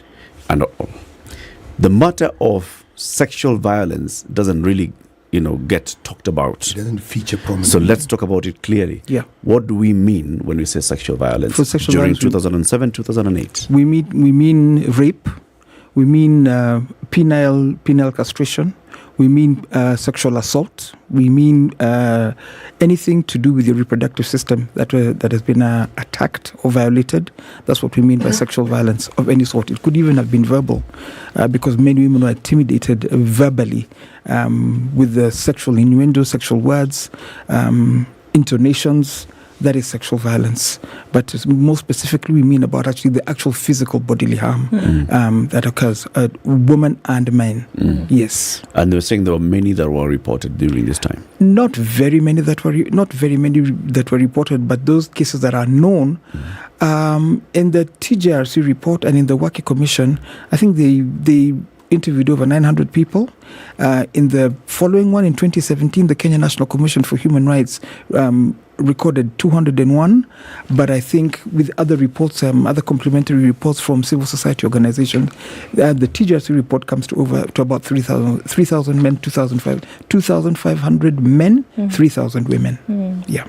Who were affected as a result of this? Who were raped. Okay. Who were raped during that time and during That's that the period. word to use, basically. Yeah, and I'm talking about things that you can go on the reports and discover and read for yourself. I'm not talking statistics that I made up for myself. I'm talking about statistics that were made by the Waki Commission and by extension the TJRC report. That's the Truth, Justice and Reconciliation Commission report. Yeah. Okay, so after the time period, obviously getting folks who then joined the Grace Agenda, this was after this much after. It was after the rapes. It was after. Absolutely. Almost 2 years later. Yes. Almost 2 years later, because most children were born June, July, September, end of October, September, October, November, November, December. That's when many of them had been. That's when many of the children were born. But then I went into hospital on November, and then I came out in January because of the sepsis that I had, acute sepsis. Okay. Yeah, and then Jackie, now let's also be clear again. Yeah. You're giving your personal experience here. My personal experience, which led to the birth of Grace Agenda. What happened? I was violated on January 16th. I was in a place where there was a bit of fracas. I used to live in Eastlands, the eastern part of Nairobi, and there was generally the estate is next to an informal settlement, and so there was a lot of violation during that time, and it was very, very rowdy and very, very violent. And so during that time, it was about 8 o'clock. There was curfew, if you remember. The curfew started at 6 o'clock, and so one of my neighbors, I heard a friend of the voice of a neighbor came crying and saying that he was not really crying. He was banging and saying, "Open, open, open. The boys in blue are after me. Well, police wananifuata, policeman, please nifungulie." Otherwise, I was going to be caught, because there were very dire consequences at that time had you been caught. And so he came in, and when I opened the gate, I realized that he had very bad intentions. And so we got into a scuffle, and then after the scuffle, then he violated me, and then after that, he left. And that was from about 8. He left at about 8:45. Did you know him? I know him very well. You knew who he was? You had seen him before? Absolutely. He was my neighbor's friend. Okay. Yeah. All right. So what happened after that? Was there a report at the police? Was there... Well, 3 days or so, I stay in the house trying to recover. And then I go to the health center because the first thing that I did was, first of all, the physical abuse, the slapping, the beating, the boxing, just the STIs, and soft tissue injuries. And then I did, because the health center is not very far from the police station, so I went to the police station. But at that time when I went to the police station, there was a lot of activity that was going on and that was taking place, a lot of activity. And the officer asked me, what do you want to report? I said, I want to actually report something that happened to me personally. He said, personally, what happened? I said, I wanted to report a rape. He asked me, did it happen to you? I said, yes, it happened to me. He said, don't you see that there are more serious things that are taking place in this country? So at that particular time when I'd gone to report, there was so much activity in the police station. They had been called for an activity. There was some riots, or there's some violence that they were going to quell in a certain area. So I guess that was much more important. Which brings it to the point which you've just said, that sexual violence is not really put on the table, and it's not really a priority for anybody. And so that is why I've made it my key agenda to bring it back to bring the conversation back to the center. So what is the agenda? The agenda is, first of all, Grace Agenda was born as a response to it. Grace means strength. It has got many definitions. It means resilience. It means strength. It means standing. It means passing through. So that is the agenda. The agenda was for Grace. The agenda to stand. The agenda to speak. I didn't know all this at that time. Of course, some of these things you develop over time. But basically, it just came to me, and that's how it was born. And over time, I've realized that our main mission, first of all, is for self-agency. Self-agency meaning that many women should speak for themselves. Survivors should speak for themselves, and because we realized even during that time, during the commission time, and because of the voice of survivors being so muffled, usually CSOs, other civil society organizations, will speak for you.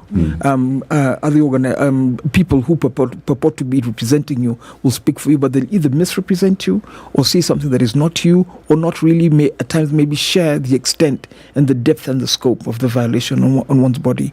And so I thought that that is one of our key things, that there should be self-agency for people, for survivors to speak for themselves. And then apart from that is the capacity to speak for oneself, memorialization, for oneself, and then memorialization, that not a single story should be left untold. And so those are our three key agendas.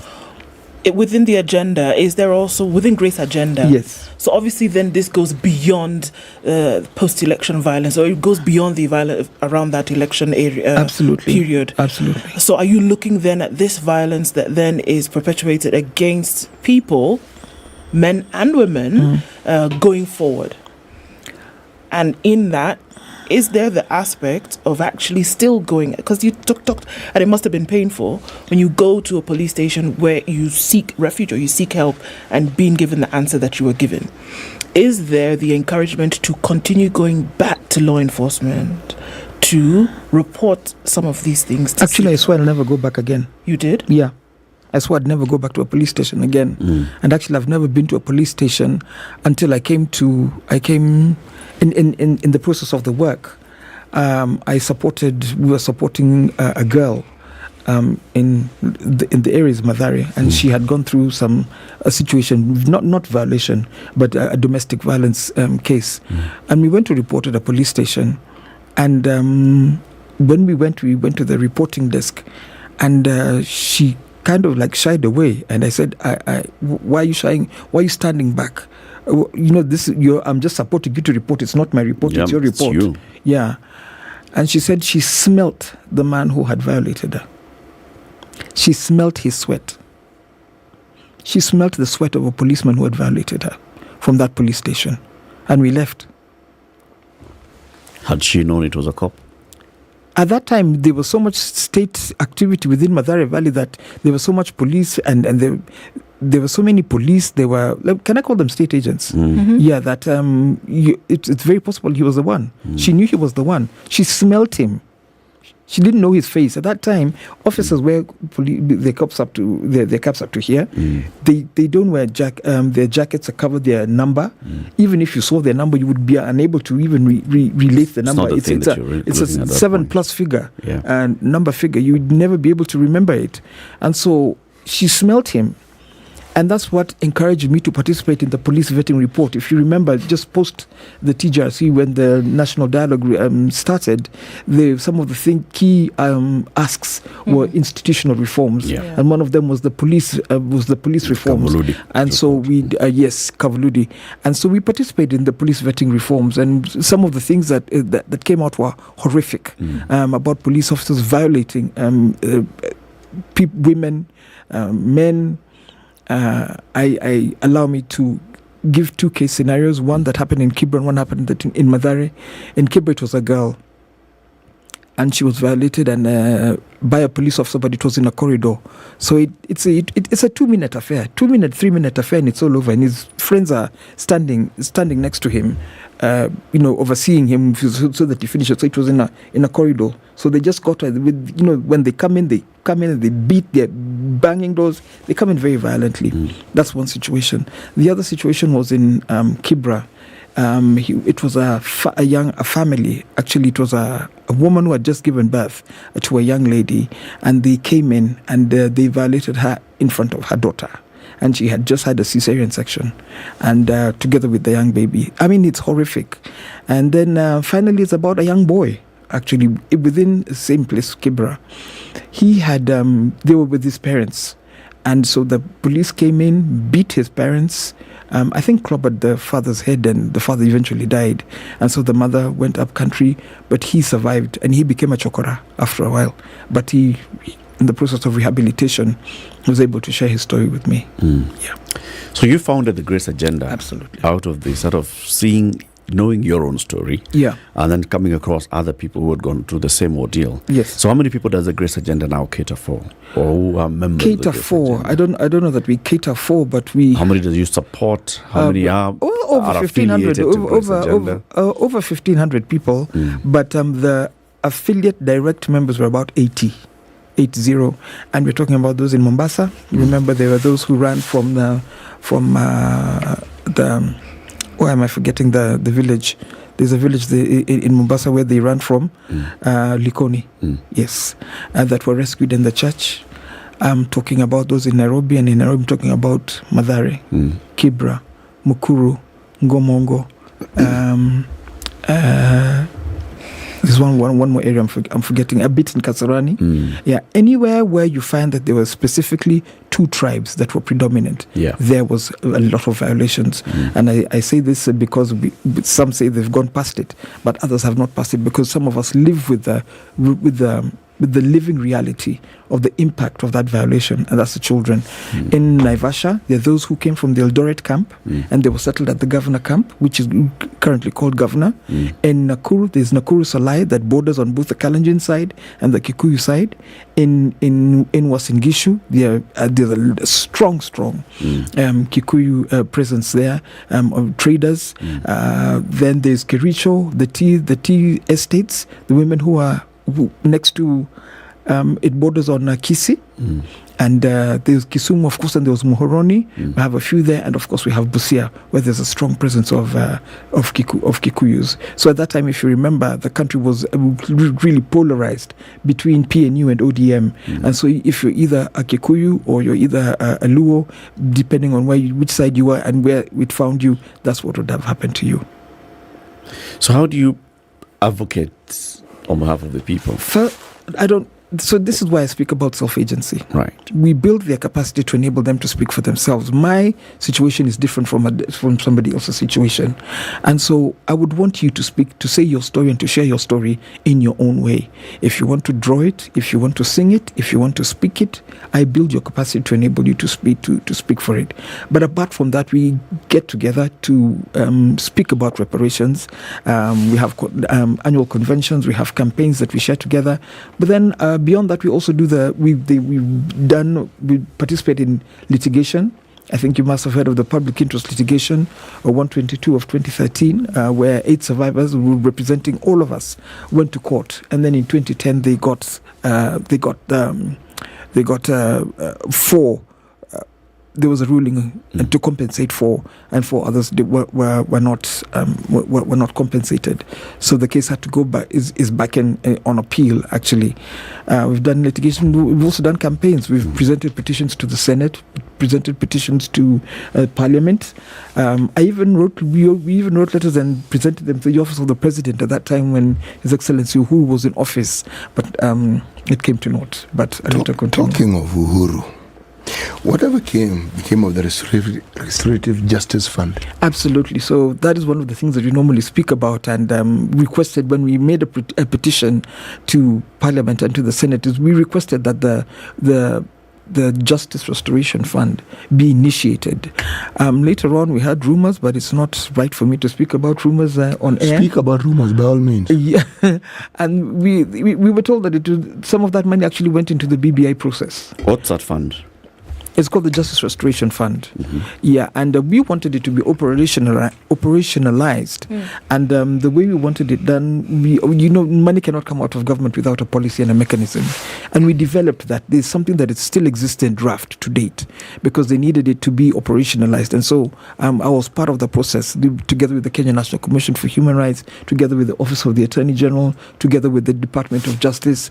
And we developed that policy draft and presented it to the Senate and to the National Assembly. Then Honorable Gladys Boschole also presented one, her petition, her draft Justice Restoration Fund. But I think all these things are still in draft, but we did come up with also a mechanism. 2015 March is when the President made in the State of the Nation address. Set aside. Absolutely, that money. 10 billion. Yes. That's when there was this attempted apology, which did not include anything to do with gender-based violence. Absolutely. Actually, he just gave a very generalized, and it was a sort of a by the way. Oh, and by the way, for all the human rights violations, I'm sorry about that. Yes. And so for it was myself also, and for the government. On behalf of myself and my government, I apologize. And it was not taken very well. But in 2016, that budget year 2016-2017, they actually put aside 3.4 billion. There was, it was rolling. It was supposed to be rolling over a period of 3 years. 3.9, 3.9, 3.9. Treasury. 3.1, Treasury ostensibly set aside that money. Yes. And so those are the things that we're always campaigning for. So what was lacking was the regulations of how then this fund was going to be operationalized. Yes, and the regulations exist in draft. So it's a matter of passing them through Parliament, which is some of the campaigns that we consistently on. Context, 2015 was at the height of the ICC trial. Yes. And the government needed to show that it's dealing with these matters locally, It did. Afterwards, it did. The matters. The agency dissipated. Let's talk about that conversation shortly after we return. 28 minutes to 8. Jacqueline Mutere is the founder and director of The Grace Agenda. She's here this morning, one of these days, one of the 16 days of activism against gender-based violence. We are talking about drawing a red line to end conflict-related sexual violence in the country, specifically focusing on sexual violence that is instigated around conflict, political conflict, land conflict, tribal conflict, whatever conflict, and then innocent people are just caught in between. Hiya, tell us about flying. All right. With Emirates. We're already planning your next adventure, aren't you? Getting into the holiday season, and it's just not where you're going, but how you get there. One of the best bits about holidays is the food. So wouldn't it be great if you could get a taste of your destination before you actually arrive? On Emirates, you can dine on gourmet meals inspired by regional cuisine. And what better way to toast the start of your holiday than with the choice of free-flowing drinks? So you get a little bit of where you're going in the food, and you can expect world-class service every step of your journey with Emirates award-winning cabin crew. So whatever you decide to fly to, fly better with Emirates. This is the Situation Room, the only way to start your day.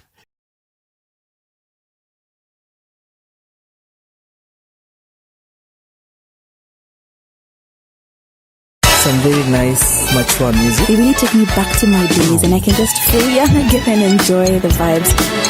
Spice. I'm a big listener of SpiceFM. This morning, 15 degrees with highs of 23, and we'll see highs of 24 in a partly sunny Nakuru. At 15, it's 15 and sunny in Nyeri with highs of 23, and we're looking into a partly sunny Eldoret at 15 with highs of 24. Mombasa this morning is sunny now at 26 with highs of 32, and mostly sunny in Malindi at 25, going to highs of 31. Kisumu is cloudy at 21 with highs of 28, and Kakamega is cloudy at 18 with highs of 28 and lows of 15. We're looking into a rainy Kampala this morning at 19 with highs of 26, and at Dar es Salaam is partly sunny at 26 with highs of 30. It's 19 degrees and in Johannesburg, and sunny with highs of 31. In Mogadishu this morning, 27 and sunny. Addis Ababa is 9 degrees and sunny. It's mostly clear in Lagos at 26 with highs of 33, and Kinshasa this morning is clear at 23, going to highs of 31.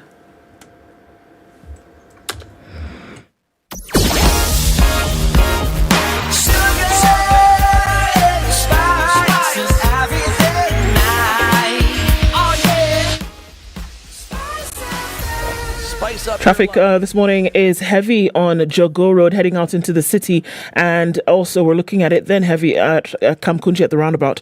We're looking at heavy traffic on Uhuru Highway at all of your junctions today heading into the CBD, and coming off the Thika Superhighway, it is now heavier than ever. Bumper to bumper traffic all the way through into the CBD. Waited for the start of traffic hour, it would appear.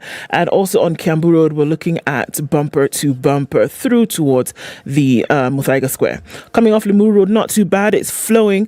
It hasn't come to a stall just yet. And we're now starting to see the beginnings of traffic on James Gishuru as you get towards that junction, heading out towards Waiaki Way. It's busy wherever you look this morning. Into the CBD is also doing the thing. So there's something for us to watch for. If you're heading in that direction, just know what lies ahead. If you haven't left yet, you want to think about an alternate route. Let's talk on SpiceFM KE on X and keep things moving this morning. Mature, intelligent talk every morning. Spice up yourself.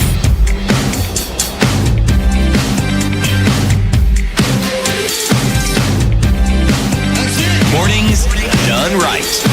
94.4 Spice FM, Nairobi. The conversation continues with Jacqueline Mutere, founder and director of the Grace Agenda, about ending conflict-related sexual violence and looking at what progress has been made so far, what still needs to be done. I would assume that the Grace Agenda affiliates with other like-minded organizations. Can you tell us about that? Absolutely. We associate with very many partners. And collaborate with very many others also. They're also like-minded. Not everyone takes reparations seriously. Okay, let me restart that. We collaborate a lot with people, many of those actors within the sexual and gender-based violence space, but not everybody wants the reparations agenda. It's kind of scary, because you're always coming up with against government, or challenging government, or saying things that government would rather not speak about or talk about. And this is actually what inspired me yet the more to initiate Grace Agenda, because there was a narrative of we have moved on. And we have moved on. They had moved on, but we lived with had people really moved on? Nobody had moved on. They had moved on politically, not at all. There was a very unstable peace, and they had moved on, or maybe they just had moved on verbally. But physically, very many people had not yet been moved on. Hence, the need to actually compensate, for example, the IDPs. But they moved on, and in terms of they were literally moved from place A to from point A to point B. They moved on to somewhere else. But for others who still live with the consequences, they have not moved on, and hence the continued seeking justice. Should the discussion actually have revolved around moving on, rather than finding a way in which we can face those demons and lay them to rest, having taken the appropriate steps that are necessary?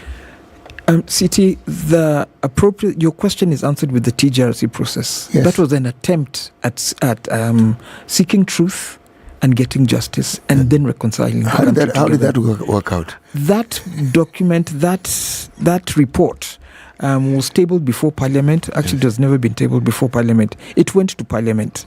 I don't know whether it was tabled, but first of all, one of the most disappointing things that happened was that 2 volumes were removed from that report. Where did the volumes go to? They were just expanded. They were just removed from the report. Wow. And those reports inside it, say it with all confidence, it was implicating very many big people.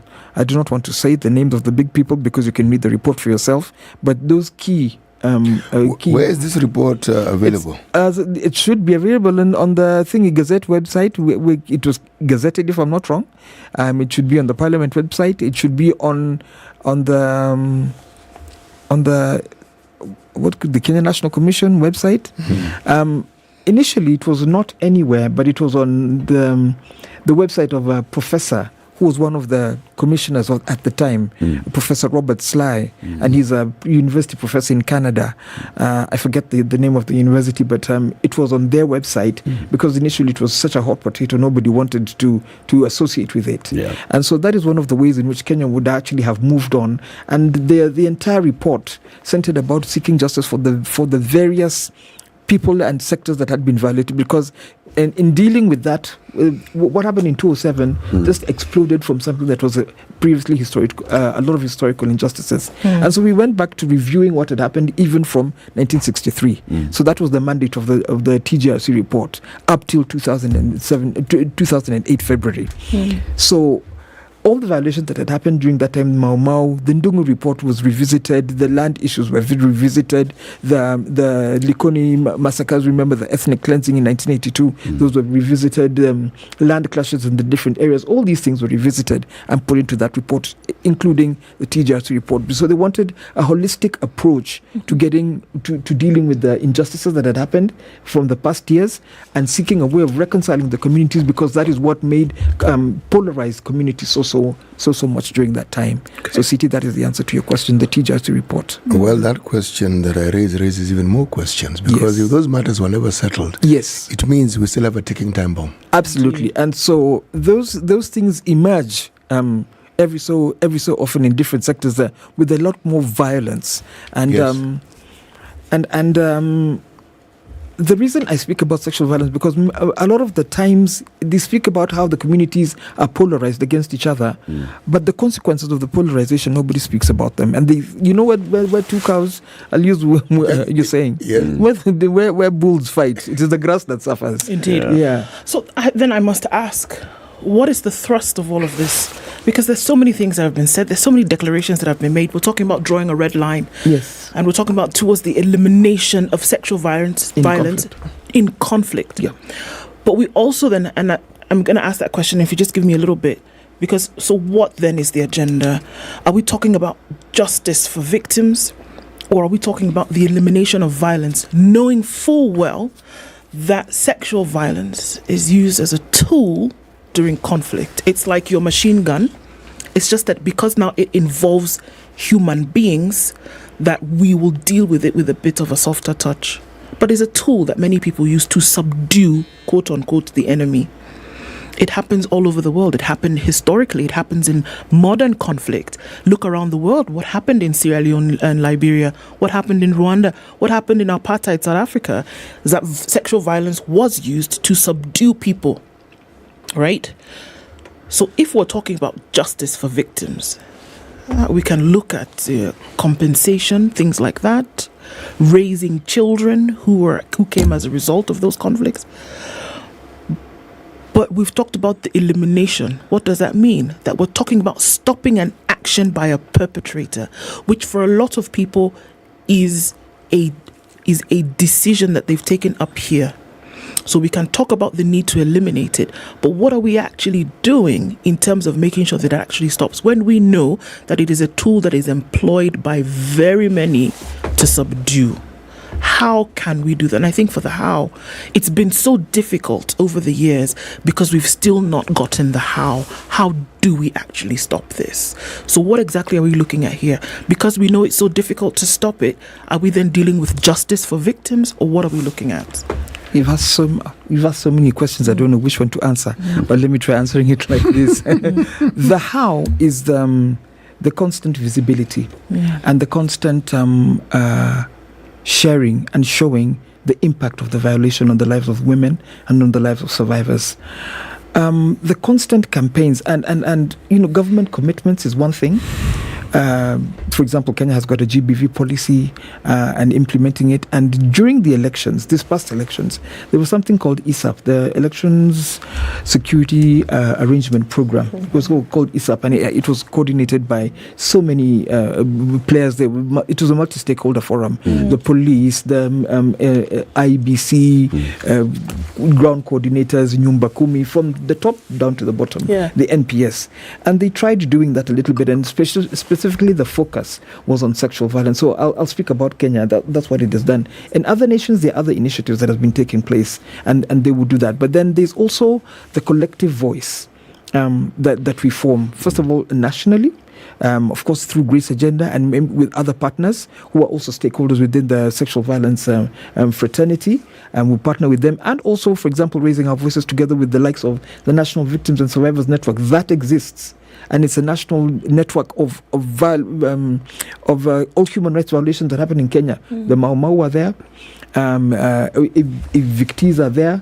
The VOCA are there. VOCA is those ones who are accused in 82, the 82 Air Force. They're also part of it. So those are some of the ways that we try to do it. And eliminating, I don't know that you can really eliminate it. It's an ambitious word because you try to do something, but you, just as you said, you're pointing to somebody's head.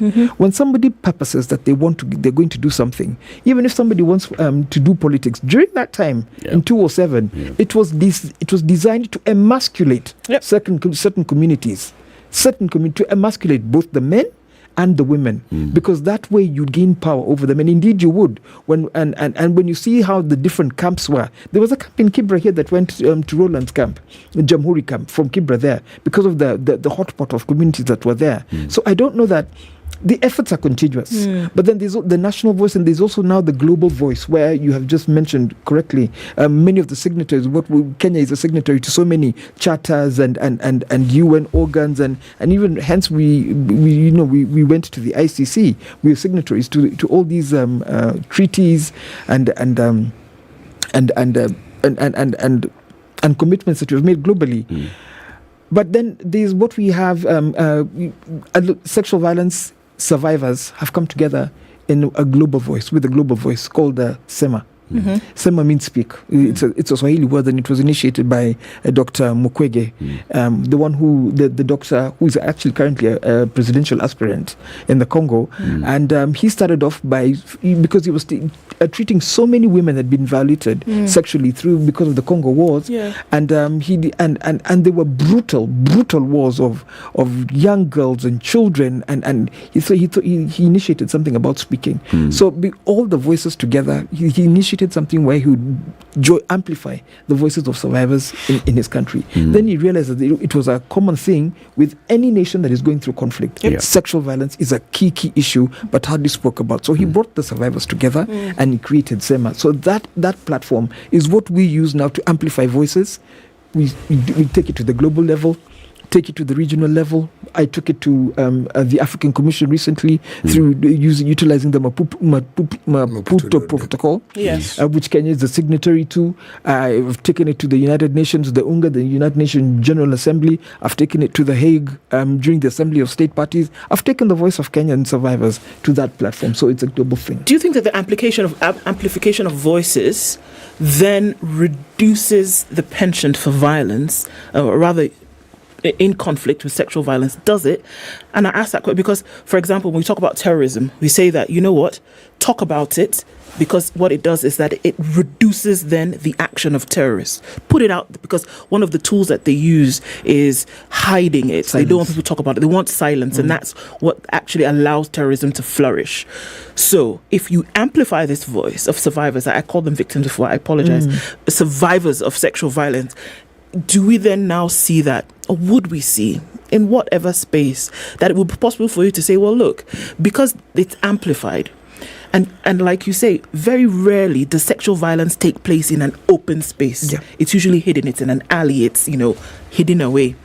if you amplify the voice, would you see, or would we imagine that we could see a space whereby, because we know you'll speak about it, you speak about your attacker as somebody that you know or that you knew, would we then imagine that it could be reduced because we amplify the voice? If you amplify the voice, that means you develop agency. It removes the fear from other survivors. Yeah. It helps them speak out. And when people speak out, there'll be much more traction. The voice will be much more traction, and you'll have to face it.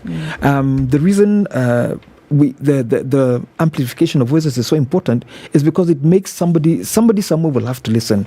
Because if I do and clap 3, 4, it's louder. 5.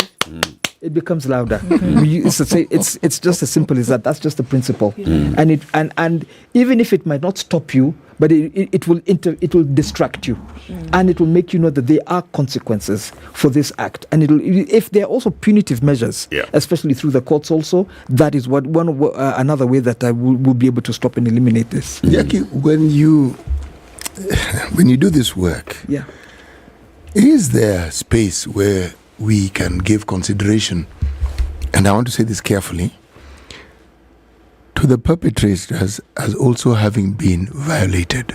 Very possible.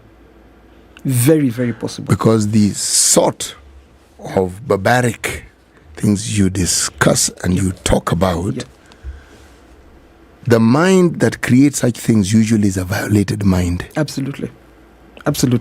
Very, very possible. About 5 years ago, we participated in a media campaign just like this during 16 days of activism, and one of the survivors went on to Ghetto FM at that time, and she shared a story of what had happened. And for some reason, some boy somewhere was listening to it, and he called into the studio and apologized to the girls that he did that during the post-election violence. But it was easy for him to be recruited simply because it is something that he had gone through himself. So for they're recruited. Boys are recruited to do these things. Goons are recruited. But for a goon to become a goon, you give only as good as you get. So you must have gotten it somewhere. You have to have a mentor. You have to have exactly. And you have to be initiated. Absolutely, it's a process. Yes. And so for he sincerely apologized and realized the extent and the depth and the scope of the violation on the survivor's body and on their lives based on what he experienced. And he apologized, saying he did not think that what he was doing could have such far-reaching consequences. But he also apologized. He said because it was done to him, he also wanted to share his pain. He wanted to do it to somebody else. That was it. I like the word. You see, the two words, violated, now shared the pain. Yeah. And I'm thinking, if we go back into history from Mau Mau, we come right up. Very many of these violators, if they're not dead, are alive and have never faces the consequences of what it is that they did. Ever. And if they haven't, that healing process will never really come about. Do you know, Siti, allow me just to diverge a little bit, but not so much. Very recently, Gitu Nyeri launched his book, The Betrayal of the Mau Mau. And it was also the launch of the Mau Mau website. And the focus really is usually on the compensation. Yes. Which I think they discussed with His Excellency the Royal King Charlie. Sorry. His Majesty the King. His Excellency, His Majesty the King. His Royal Highness. His Royal Highness. His Majesty. His Majesty. His Majesty. Jackie, King His Charles Majesty. III. When His Majesty came, and they had a discussion, and they made some awards. I'll appreciate if you stop laughing a bit. You're distracting me. No. Okay. Anyway, this is a serious matter. I said so. The focus was on the compensation to the men, the compensation to the fight, but really the highlight of what the women went through is never really spoken about. And after I spoke, and I shared about what Grace Agenda stands for, and why the voice of women, and why the voice of rape, and why the voice of sexual violence should be highlighted in the website, and even in Gitu Kahengeri's book, is simply because there's no voice left. It was not given the visibility and the punch that it should have been given, because it's a forgotten story, and hence the reason why I memorialize a lot, because a woman's story is going to be lost, because it'll look like they'll acknowledge, yes, the women fought, they did this, they cooked food, they did what, but nobody knows the actual consequences. It isn't avoided. No. Sexual violence? No, I'm going to explain what I mean by it isn't avoided. Yes. When somebody refuses to acknowledge something, it's not that they don't know it, because refusal is an action. So they just dig it deeper and further and further and further. But it hasn't gone. Because if it had gone, why then do we see the things that we see every so often? Absolutely. Why do we see the manifestations of things that are clearly related to some of the things that we've decided and determined that we will not face? Do you know pain never goes away? It doesn't. That's true. Any time your body or an institution or even a country gets in touch with some trauma, unless you process it, it will always emerge. It'll always be there. It'll always be there, and it'll always emerge in some way. It'll be mutated when it emerges. Exactly, I wanted to say that. And it'll come back 7 times, 100 times stronger than it is, more wicked and more. So now imagine a woman who was violated and has a child. They were talking about a child who is now 15 years old. They many of them celebrated their birthdays last month. So does any Kenyan remember that?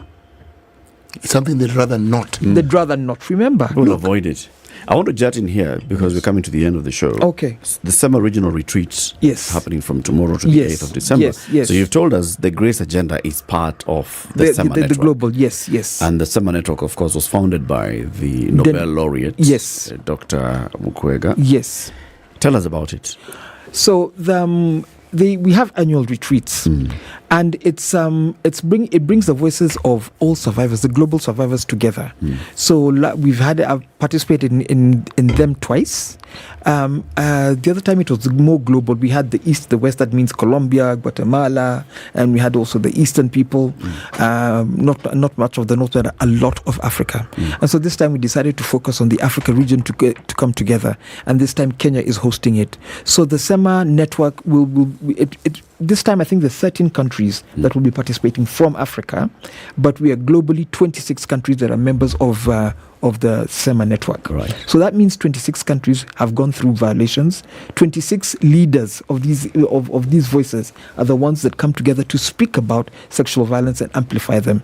So what we're doing during this retreat, first of all, is amplifying our voices, coming together and speaking about the Red Line Initiative. The Red Line Initiative is where we draw the line. This is the extent of the end. This is the end. Yeah, what Ndu was talking about. That first of all, we should prevent it. And how do you prevent it?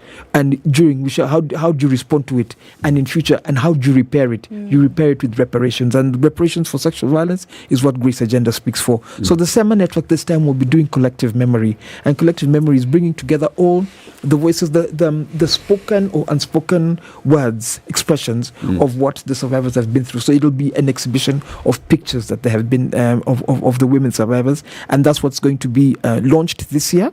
And it's going to be on the end of this week, or that will be on the 8th. But the retreat is basically to bring our collective voices together, to build solidarity, to develop agendas also, and to come together also to speak about our experiences and to share joy, pain, and peace, and turning the pain into power. The exhibition, where is it going to be? It's going to be at the Alliance Francaise.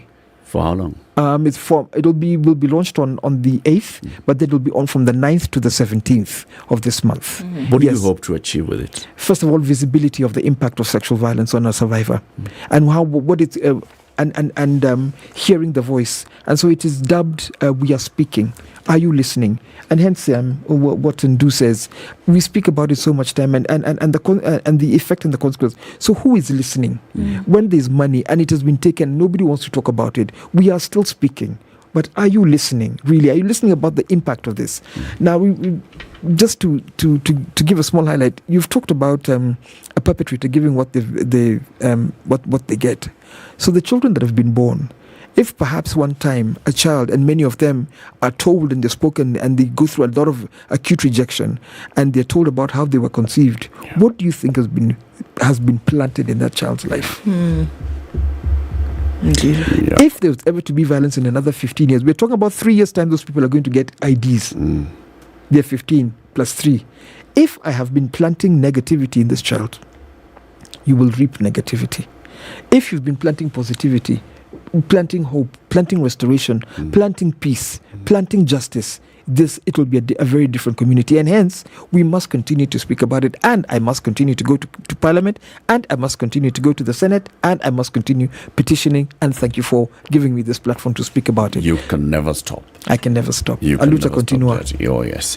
10 billion shillings. This was on record. It was on record. The President spoke in Parliament. In Parliament about it. In an official constitutional speech. It was item 156 and 157 of that speech. And then it has never been operationalized to date. No, it hasn't. Treasury set aside 3.4 billion. It's got to be operationalized, or at least the government need to come back and say, absolutely, this is the reason why this cannot happen. So we met Aisha Jumwa earlier on this year, and she made a commitment that the government would look into it. And so we were trying to collate all the survivors, specifically of sexual violence, and what had happened around the country. And we were supposed to collate all these the numbers and the people, and actually see about getting it done through another forum. But you can do reparations, can be done in very many ways, but we want to do it through the county level. You can do it. There are very many ways to the bottom line is reparations must be done. Jacqueline Mutere, thank you very much for joining us. It's been a pleasure to be here. Jacqueline is the founder and director of the Grace Agenda. We've been having a conversation about drawing a red line to end conflict-related sexual violence. The SEMA regional retreat taking place from tomorrow to the 8th of December, culminating with the launch of the exhibition. It is time. It is time. We'll be there. 8 a.m. Good morning. Thank you. Spice up your life.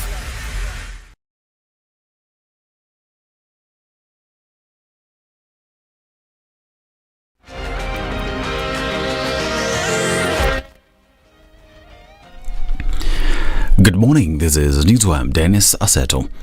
Just a few days after the government announced that it has begun the privatization exercise, the National Council of Churches has come out in opposition. Leaders of the council, including the chairperson of NCCK Bungoma branch, George Mushemu, criticized the way the program is being run. Mashirika ambayo hapo awali zimekuwa kwa serikali siweze kuuzwa kwa watu raia na kampuni ambazo sio za serikali.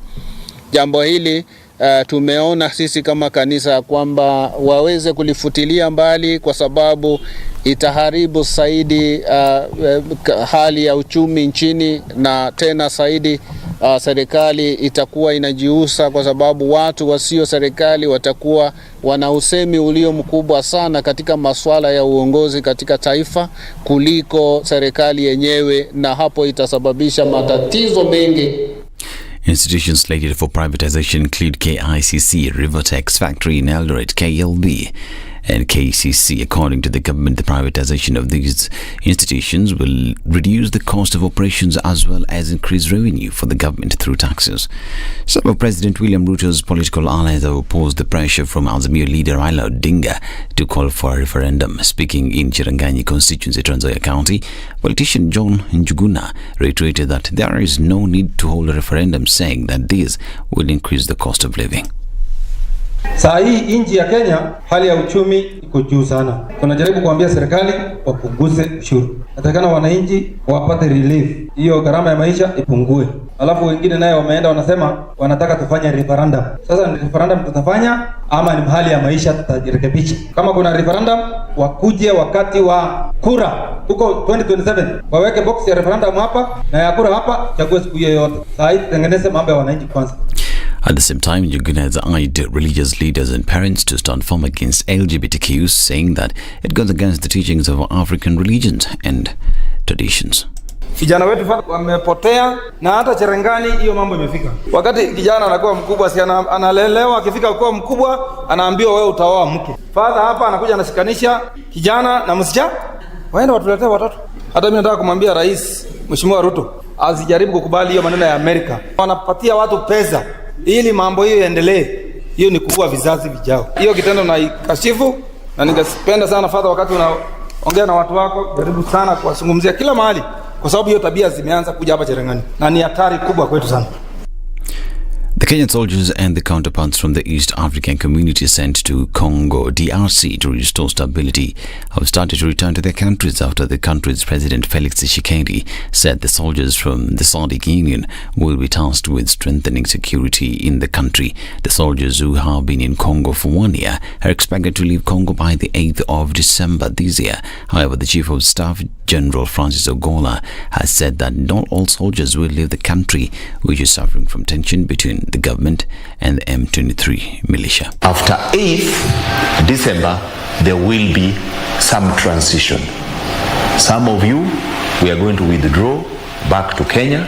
Some of you will remain here until the transition is complete. There are forces which will come from SADC. We don't want to abandon our brothers here.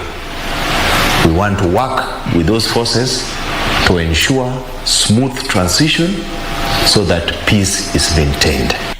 About 700 fishermen in Malindi, Kilifi County have benefited from various fishing equipment to improve their fishing activities. Malindi Member of Parliament Amina Mnyazi has said that the move is due to a large number of fishermen who die in the waters every year due to lack of fishing equipment. Tumeweza kununua life jackets 700, kwa hivyo hao ni wavuvi directly ambao ni 700. Kuna fishing net 50 na kuna freezer 5 ambazo zimeweza kufika hapa. Tumezipanga pia kwa wale makundi ya kina mama ambao kila kundi liko na wamama 20, wengine 30 wameweza kupata freezer, ili sasa kwa wale ambao hawana mahali pa kustore vitu watakuwa wanalipa hawa mama kodi kidogo waweze kuweka samaki wao pale. Shela Beach chairperson Yunus Abutsai said that last year about 15 fishermen lost their lives while fishing. Sahi also emphasized the need for the government to buy a lifeboat that will help fishermen, especially during emergencies. Tukienda katika data utaona kila mwaka tunapoteza wavuvi 20-30. Mwaka jana tu peke yake tulipoteza wavuvi 15. Na yote haya yakitokea, mimi kama chama huwa nashindwa nitawasaidia vipi wavuvi wangu. Ni majuzi tu ulisikia kwamba kuna wavuvi walipotea huko baharini. Shida kubwa ni kwamba sisi watu wa Malindi hatuna rescue boat. Tunaomba boti ni muhimu. This is Newsworm Dennis Asata. Good morning.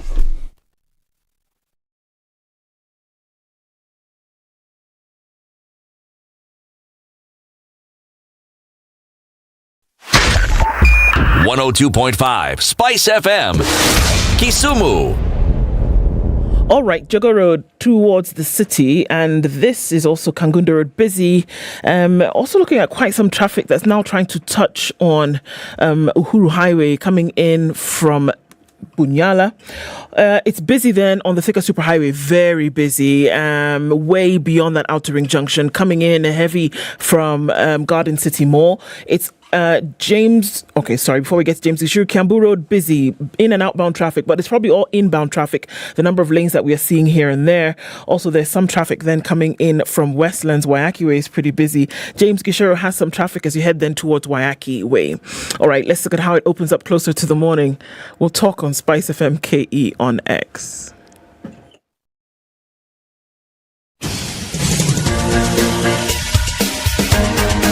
This is The Situation Room, the home of hard-hitting political commentary and penetrating insights about the state of the nation. This is a talk radio experience like no other. The Situation Room, a place for hard truths, debates, and elevated conversations. The Situation Room, witty, political, engaging, deep, controversial. In the room, we have C.T. Muga, researcher, academic, seasoned political observer, a fountain of wisdom in these politically uncertain times. Ndu Okoh, Nigerian by birth, Kenyan by choice, communications expert, Pan-Africanist, a truth seeker and believer in people power, and Eric Latiff, agent provocateur, the man in the chair, seasoned journalist, news hound, a man who believes in punching up, not down. This is The Situation Room The only way to start your day. 7 minutes after 8, Ndu. Yes. How much is an eighth at Delight Nakuru in Salga being sold by Username Properties? 799,000 shillings. And if you're among the first 50? You buy it for 750,000 shillings. What's the deposit that you need to give him? 80,000 shillings. And then? You pay the rest in 30 days. And then? If you don't have, you can have a conversation with their guys. Very good. You see? City, where is Delight Nakuru? You know, if you want to travel towards either Eldoret or Kericho, you leave Nakuru, you pass Njoro, main thoroughfare. You come to a place called Salga. Very straight road. Most people think it's flat. It isn't. There's a slight incline to it. A few couple of bumps. Then just as you near, there's a slight corner after Salga town, then you start a climb. Now you're going towards Kericho. On the right-hand side, a well-tarmacked road. Just a couple of kilometers down the road is where you'll come across a very imposing gate. Now that gate. Apo. Delight. That's Delight. Nakuru. Where delightful people will soon be living. Delightfully. When they have bought this piece of land, they'll live with so much delight, delightfully, and there'll be lights. Username Properties is saying, come, please. What we've done is we've done this land, we have done the demarcations, we have gone through everything. Change of user from agricultural to residential to all those things done, sorted. All you need is bring money, we give you title. Bring money, we give you title. Bring money, we give you title. Build. Cushion. Yeah. Okay?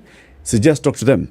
Send the word Nakuru to 20321. That's 20321. And they will get back to you. That's Username Properties. They will call you. You can talk about when you can go and visit. You can organize for a site visit. They have site visits on Wednesdays and Saturdays and any other day. Because if you call and you say, I want to go tomorrow, tell us how. Si shamba iko. Yeah, it's not in a briefcase where we only bring it on. There's only one guy. No. Shamba iko. You go and visit. Our next guest is here because yesterday we commemorated the International Day of Persons with Disabilities. He is Martin Pepela, the Member of Parliament. Martin Pepela, the Member of Parliament for Webuye East constituency. Good morning, Mheshimiwa. Good morning. Welcome to the hot seat of the situation. Thank you so much. This is Kenya's biggest conversation. Thank you. Unasikiaje? Niko salama kabisa. Very good. It has been a while, but tumerudi. Very good. Yeah. This gentleman here called C.T. Muga has the day's proverb. And our proverbs for the whole of this week come from the country of Eritrea, whose capital is Asmara. Now, do you know what is actually very interesting? They don't have what you may ordinarily refer to as a national language. They have working languages. They have Tigrinya, they have Arabic, and they have English. Tigrinya, Arabic, English. Those are the working languages. Now, Tigrinya are a community. They comprise 50% of that population. Then they're the Tigrians. Then they're around 30%. Then other brothers and sisters follow. Okay? An interesting country, this one. Right. The proverb. A fly that does not listen often follows the corpse to the grave. A fly that does not listen often follows the corpse to the grave. Yes. Mheshimiwa, what's your interpretation of this proverb? I think really, of course, nobody has a monopoly of knowledge and understanding. It's always important that you listen to your elders, you listen to people who came before you and people who are ahead of you for you to progress. But if you don't do that, then utazama. So I think that's my understanding. You know, when we came up with this idea of asking our guests what they think of the proverb, I could not have imagined just how enriching the experience would be, because I keep hearing things that I have not thought of at all. at all. I'm thinking, isn't that an interesting way of looking at this thing? Yes. But then, Mheshimiwa, when one gives the opinion like you have, we have to tell you thank you. And you're very right. Yes. Because with your opinion, you can't be wrong. Exactly. It is your opinion. That's right. So, Mheshimiwa Pepela, yesterday was the International Day of Persons with Disabilities. Yes. It was commemorated globally. Yes. Of course, there were various commemorations in the country. Tell us about it. And of course, I think this is a day that was established way back with the UN. And they said rightly that it's celebrated globally in Kenya. Also, Kenya being part of the Committee of Nations, we celebrated, though I did not attend because of other issues. You know, for a long time I was at the center of the disability agenda. Yeah. But then when I was elected, and I started playing the mainstream politics, and so sometimes I find myself engaged in the national agenda with the constituency politics and all that. So, but I hope my friends celebrate. But this is a day for us to really just take stock of the progress we have made in terms of pushing the disability agenda, in terms of mainstreaming the disability agenda within the larger political mainstream, the larger economic agenda, the larger social agenda. So I think really one thing I'm happy is that I remember way back in 2006, immediately after my school, my secondary school, and I sat with my friend Isaac Maura, the current now government spokesperson. There's another friend of mine who works with the National Council for Poor Abilities called Alex Nyeri. Another friend of mine now, the judge of the Court of Appeal, Muga. And we used to start, that time, you remember there's a time when we had these killings of people with albinism in Tanzania. Yeah. And so we asked ourselves, now what can we do? How do we ensure that really finally people with albinism and people with abilities in general can also be able to live a life like any other person in the Republic of Kenya? And at that time, we had just established an organization called the Albinism Society of Kenya. The only thing we had in our hand was the certificate of the organization. And yet, we were supposed to push for the disability and the albinism agenda at that time. But the only thing we had was a certificate. But I'm happy that many years down the line, the dream that we had at that time of ensuring that people with disabilities are also represented in all spheres of life, in all arms of government, in the legislature, the judiciary, the executive, has come to pass. Is alive now, and it is true. That today, personally, I'm in the National Assembly with many. I think we are around 8 elected members of the National Assembly. When you go to the executive now, my friend Maura is there as the spokesperson of government, and many others. When you go to the judiciary, Judge Laibuta is in the High Court. Mumbi Ngugi she's in the Court of Appeal. So I think really we've made a lot of stride. You also agree with me that before our election, especially, personally, actually I was nominated in 2013 as MCA. 2017, I came in as elected MCA. Actually, by the way, 2017, it was a bit difficult for me because no party trusted that I can deliver that seat to them. I can win. I tried various parties to give me tickets, but they refused. I remember even others. I remember even one of the senior government person today, official today, he called me. That time he was a party leader. He called me and he told me, Martin, sasa wewe mko na viti zenyu hapo. So wewe saidia huyu and tutakunominate sababu yenyu iko. I asked him, boss, you see, the person you're telling me to support is around 60 years. Now, between me and him, we're supposed to be nominated. We need lighter duties. I told me, no, please, you step down. Let's give this guy the nomination certificate, then I will nominate you. I told him, I'm not stepping down. I'm ready to go full throne. We finish this thing. If you guys will deny me certificate, then I'll go as independent. And really, by the way, they denied me that certificate. Of course, if we went, if we had a free and fair nomination, I could have won that that nomination. But they denied me certificate. I went in as an independent candidate. So that 2017, and I won. Yeah. Even 2022, by the way, same thing played out. There's another, because he's a friend and now he's a boss today. He's a big boss. Okay, big boss. I can't mention him. But he called me again, 2020.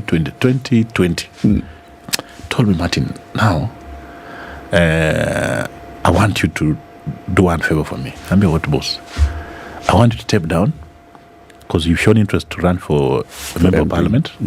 I want you to step down and you support this other guy. So if you form government, I'll call you to Nairobi and give you a position. But for now, I want you to step down. And still with the notion that I can't deliver that. That's it. That's why I moved from that party of his now to Ford Kenya. And so while we have achieved a lot as persons with disability and disability fraternity, we still have so much to do in terms of just changing these negative dogmas, this negative attitude around the capability and capacity of people with disability to also be able to perform on the same base like others and even do better. Yeah. So there's always been the conversation, and uncomfortable for lots of people sometimes, whereby there's a quota, right? There's a quota that then must be filled. Exactly. Whether it is at an institutional level or whether it's at government level. Yes. Now, did that help to then establish what people with disability can actually deliver? Kind of like what affirmative action does. You forcibly, quote unquote, put someone in a position in order to prove that or to disprove what you've believed all the time. That the same thing you've said just now, Mweshime, that people said, can this guy actually deliver for us because of 1, 2, 3? But if you put somebody in a position, will you almost then guarantee that other people will see what they can or cannot do, but you must give them the opportunity first? Has that helped to change the outlook of many people? And of course, to a large extent, it has helped us, especially the affirmative action agenda, because it has given us a platform. Many of us have been given a platform. The only problem is that it has also isolated us. It has created another perception that we have our seats. Special seats. Special seats, yes. Which is, again, different from the women and the youth. Women are being seen as you can be nominated and run and rise to be a member of parliament. And that's why if you are keen, even after the 2022 election, even after the rest of us, people with disabilities, increasing our number of members who have been elected through single constituencies in National Assembly, because initially there were 4, today we are 8. Double. If you listen to both sides of the political divide, both sides, what call it, the party leaders, none of them celebrated the increase of the number of people with disabilities being elected in the National Assembly, or even the county assemblies. The celebration that was there was just around the women. Yes, but none of us were. The rest of us were not celebrated. Just because still we are not, the political class is not really appreciating our contribution of people with disabilities to their election or to their occupation of the seats they are having today. Do you think, Mweshimiwa, that's because the people with disability are not yet many enough who have a strong voice and a loud voice? If you look at the agenda, there are many people in that space who have amplified that voice. So there are many people from very many quarters, from the civil society to leadership to government who are talking constantly about gender. But the question of disability, you only have a few people who occupy those positions of leadership. Yeah, that's true. I think really this also emanates from the fact that persons with disabilities, even their own census is not clear in terms of how many we are. There's so much guesswork around. We are 10% of population. We are what? But there's no clarity in terms of the number of people with disabilities. And two, because of that, again, we are not seen as a serious political capital for anyone to invest in. Unlike now, women whose political capital is clear and it can be seen. It's 50%. It's 50% of the population and all that. So really, for me, the biggest problem is in terms of our political capital. It's not really enough to be able to attract the big men in the country to also go for the disability and also invest in them. So I think really for me that's where the problem is. So that even if a few of us can speak, can walk around and work around these political leaders or the party leaders or the big men, still they cannot really appreciate as such. But me, I'm happy. Like my own party today, Speaker of the National Assembly, who is my party leader. I think he has demonstrated since his election as a speaker that it is possible to also have a person with albinism, a person with disability around you to push your agenda. That's why if you are keen, very few places speaker can go without me. I'm always there. The Zambia Parliament asked him why, and he told him that I'm working around making this boy somebody in future. So I don't know what he wants to do that, but at least he has given me opportunity. He's giving you a platform. And a platform. Another challenge that I see, Mheshimiwa, is maybe the lack of clear definition on this word disability. When you say persons with disability, who are we talking about?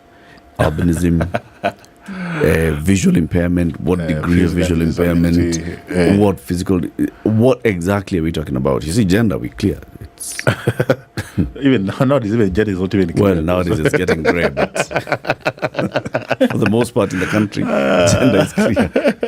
And of course, disability keeps on evolving. There are so many now forms of disability. You are right that the initial and the original definition of disability has really evolved, and now there's so many other factors that are now defining disability. That's why even there's a friend of mine, a member of parliament, she was involved in an accident, and after 2 months, I saw her with a disability certificate, And now, since then again, she got healed. So what happened to the certificate? Can use it when you need it. She's given certificate. It doesn't have an expiry date. No, but seriously, what does that mean? What does that mean, getting a disability certificate? What does that mean? Now, you see, it simply means now you are disabled. But you see, the argument again is, at what point do you get a disability certificate? It must be really proven that you are permanently impaired. And so that then you cannot really work on the same basis like others. But then many people are now, because of their own interest and because of the benefits you get with having a disability certificate, many of them are just getting involved in an accident kidogo. They go to the National Council. That's criminal, isn't it? It is. It is. But Kenya, it is as it is. So, what do you do? Let me say that just muddies the waters. Because here we are dealing with affirmative action. Yes. And saying persons with disabilities then must be recognized in a different way. And so we must support them because of the historical lack of recognition. We have a council, we have a ministry, a state department that's been told you shall focus also on the matters of disability, and then somebody just goes and casually acquires a certificate. Yeah, but I think, of course, the only biggest problem for me, these people, they get those certificates, but again, they cannot associate with themselves with the disability. Yes. So they're not even adding value. The only value they're getting is to themselves, is individual value, not the collective benefit of the larger disability agenda. Some, even at the National Assembly, even at the Senate, you'll be surprised the number of members of parliament who have the disability certificate, but they cannot show it. They cannot show it. You don't have to ask the question, or are we going into a break? Ask. Given our constitution and given the thought that was given to the crafters of our constitution with regards to people who have disabilities, living with disabilities, and are disabled, there are benefits through the affirmative action that is supposed to accrue. When we come from this break, I want us to talk about what it is, because what you've just described for me is a growth industry and a bizarre one. Exactly. Very, very bizarre. Yes. Hey, let's take a break. 28 minutes after 8. The Honorable Martin Pepela is the Member of Parliament for Webuye East constituency. He's our guest. International Day of Persons with Disability was commemorated on the 3rd of December. That's yesterday. Are we doing enough as a country? Ndu? As we take the break, take us to holiday. All right, we all love a holiday, but with a long flight ahead, you need plenty to keep you entertained. Once you see the endless entertainment that's available on your Emirates flight, you might wish you flew just a little bit longer. Imagine this: you get on board, you sit back, you relax, and you choose from up to 5,000 channels. So it could be the latest blockbuster, it could be a comedy set, it could even be live sports. You can watch it all on big screens in the sky. Or if music is your thing, you can create your own playlist from your favorite artists to your good old classics. You really do get so much more when you travel on Emirates economy. Emirates, fly better. This is the Situation Room, the only way to start your day.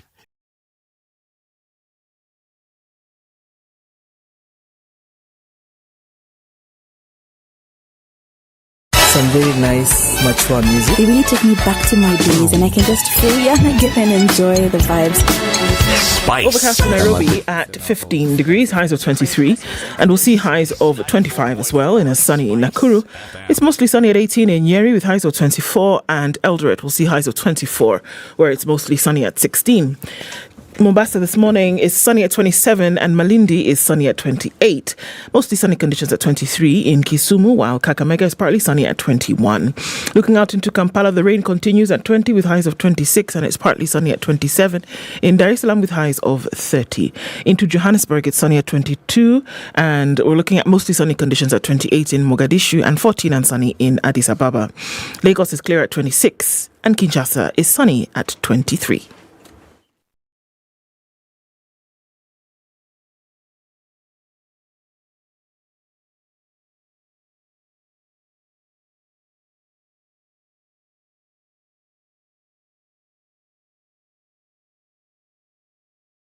All right, coming off of Wayaki Way today, it is quite busy. There's a place called Muga Green Estate, and just beyond that, the traffic is heavy. It's bumper to bumper heading into the city. We're also looking at traffic heavy on Limuru Road this morning.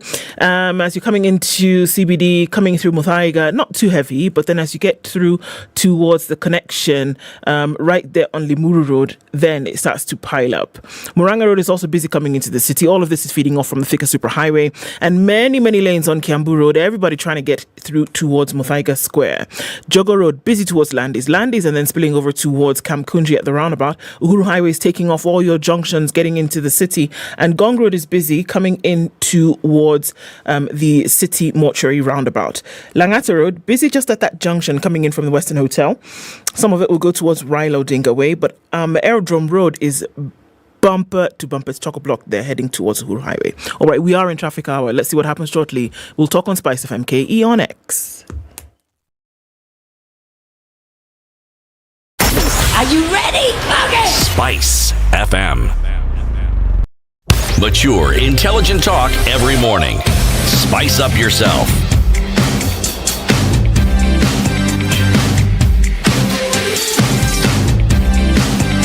Mornings done right.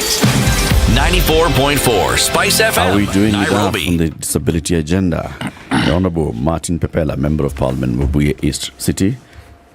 Redo the question. Yes. Let me just rewind it. Mheshimiwa opened that particular gate when he talked about Kenya being Kenya. When you have people with certificates of disability, it's like they need legal proof that they are disabled. The question is, why do you need legal proof that you are disabled? For what reason? There has to be a reason. And what are these reasons? And if it's Kenyan, as we say, the reasons must be beneficial to you. Now, let's go back to the Constitution. What does the Constitution lay out? What is it within the acts that deal with people with disabilities? What are some of, if I may call them, affirmative actions that are supposed to accrue to people who live with disabilities, Mheshimiwa? Thank you. I think Article 54 is very clear in terms of who is disabled, or rather who is a person with disability. Article 54, and even within the Article 260 of the Constitution, in terms of the interpretation of various things within the Constitution, it clearly also defines disability, and further there's also the Disability Act of 2003, which we are in the process of again amending. So, of course, there's a couple of benefits that are provided to persons who are disabled, or rather who are living with disability. Of course, when you're a civil servant, you are exempted to around 150,000 of your salary. That one, you don't lipa ushuru. Hata kama Kenya ushuru imepanda kidogo. You can import a car. You can do business without really paying these many licenses and all that. So many people, I think, really join disability not because they believe in the agenda, but because of those benefits that accrue when you are legally identified as a person with a disability. This bothers me very much because, again, there's this fight, not just folks who are with disability, but folks who are also trying to make sure that they're included and that we have an inclusive society. So like you say, there are those who identify with a disability in order to get the perks that come with it, but wouldn't identify it to actually legislate for certain things to actually be done. So it seems really corrupted in terms of practice that this actually is the case. These are the same people that we are hoping would actually make things a little bit better for people living with disability around the country, whether it's children of school-going age, whether it's people who are in the employment sector, whether it's people who are in business who need a little bit better, whether we're looking at facilitation and making sure that there are ramps, all kinds of legislation in place. But we say we're not going to really think about it because there are other things to think about, but we can think about it when I could benefit, like I could bring in a car tax-free, so let me identify with you up until that point. And these are legislators. So where are we really in the fight to make sure that we have an all-inclusive society? And unfortunately, Mheshimiwa, I have to throw it back into you. I mean, unfortunately, we have to throw it back to you because these are the people that we are depending on to essentially put laws in place so we have an all-inclusive society. Yeah, I think of course, it's a sad state of things. Yeah. But of course, it's not again in the National Assembly alone. That's just a few. But it's all these sectors of for society. And that's why we are closely working with the National Council to be able to tighten up the procedure and the process of somebody being cleared and clear to get that certificate of disability. I think we've had some loopholes in the system. That's why we're having this problem. But we are working. Actually, I'm a member of the Parliamentary Disability Caucus, and we've held several meetings with the National Council to just see how we can be able to tighten up those loopholes within the procedure of disability registration. And of course, it is also important to tell our people that really it's unfair that today you are not disabled or you don't have a disability and you want to privately identify yourself with disability, but in public you don't want. That's even is more or less calling a curse to yourself. Yeah, and essentially, because this is what we're talking about today, for example, we're looking at a story, Mweshimiwa, that came out whereby the National Union of Teachers, for whatever reasons, are insisting that there should be an increased amount for capitation for children. Those with special needs come in directly here and saying, look, increase this money at the secondary school level to 35,000 shillings. If that were to be taken into consideration at the ministry level, it would have to come back to Parliament for legislation. And we're saying that the same house essentially does not really dance with the idea. There's some far removed notion, except when it's to the benefit. So I think we're living in a warped society, and it's something that we really have to take into consideration, because as you have said, disability, and many have said, disability does not mean inability. That's true. And there are many lines that we should then be able to open up when it comes to some of these things. How do we bring it back to, to whom then can we depend on to ensure that these things are actually done? Yeah, but I think really it will also be unfair for us to verify the whole National Assembly or Parliament. I think there are just few individuals. That, unfortunately, it's one apple that spoils the bunch. It's just one that you need. In any market, everybody's not good. You must also get one or two people. Even in your own house, when you have around 3 to 4 children, there are those children, when you have visitors in the house, you send them to buy you something in the market, so that, because you know their behavior, they cannot sit with the visitors. So, it happens. It happens. But I think, you've raised a very important. Why do we send them away? Why don't you want them to mix with the visitors? Because it's not even children. Even when you have funerals, there are people who are given special attention and moved away. Yes. And those are close relatives, a brother or sister. Why don't we want other people to see them? Because we know them. Because we know them and we know their behavior. Exactly. Yeah. You see, it's not that we're picking on members of the National Assembly. It's what they represent is so important. Exactly. That when we find something is amiss in their midst, you see, it resonates more because it is seen by more people. And if it's an example-setting gesture, then it's greater.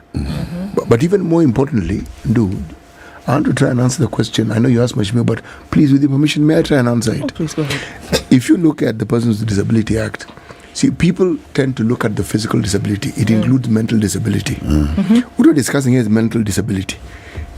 You say warped. When people take something that is intended to benefit others who don't have the same advantages as you, physically or mentally, and then you, who is well, take that, there's something wrong with you.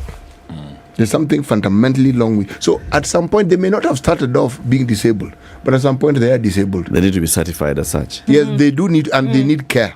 Because if you are in a position where you are supposed to be the one who is the vanguard of assisting people, and then you're taking advantage of that situation, what do we call you and where do we place you?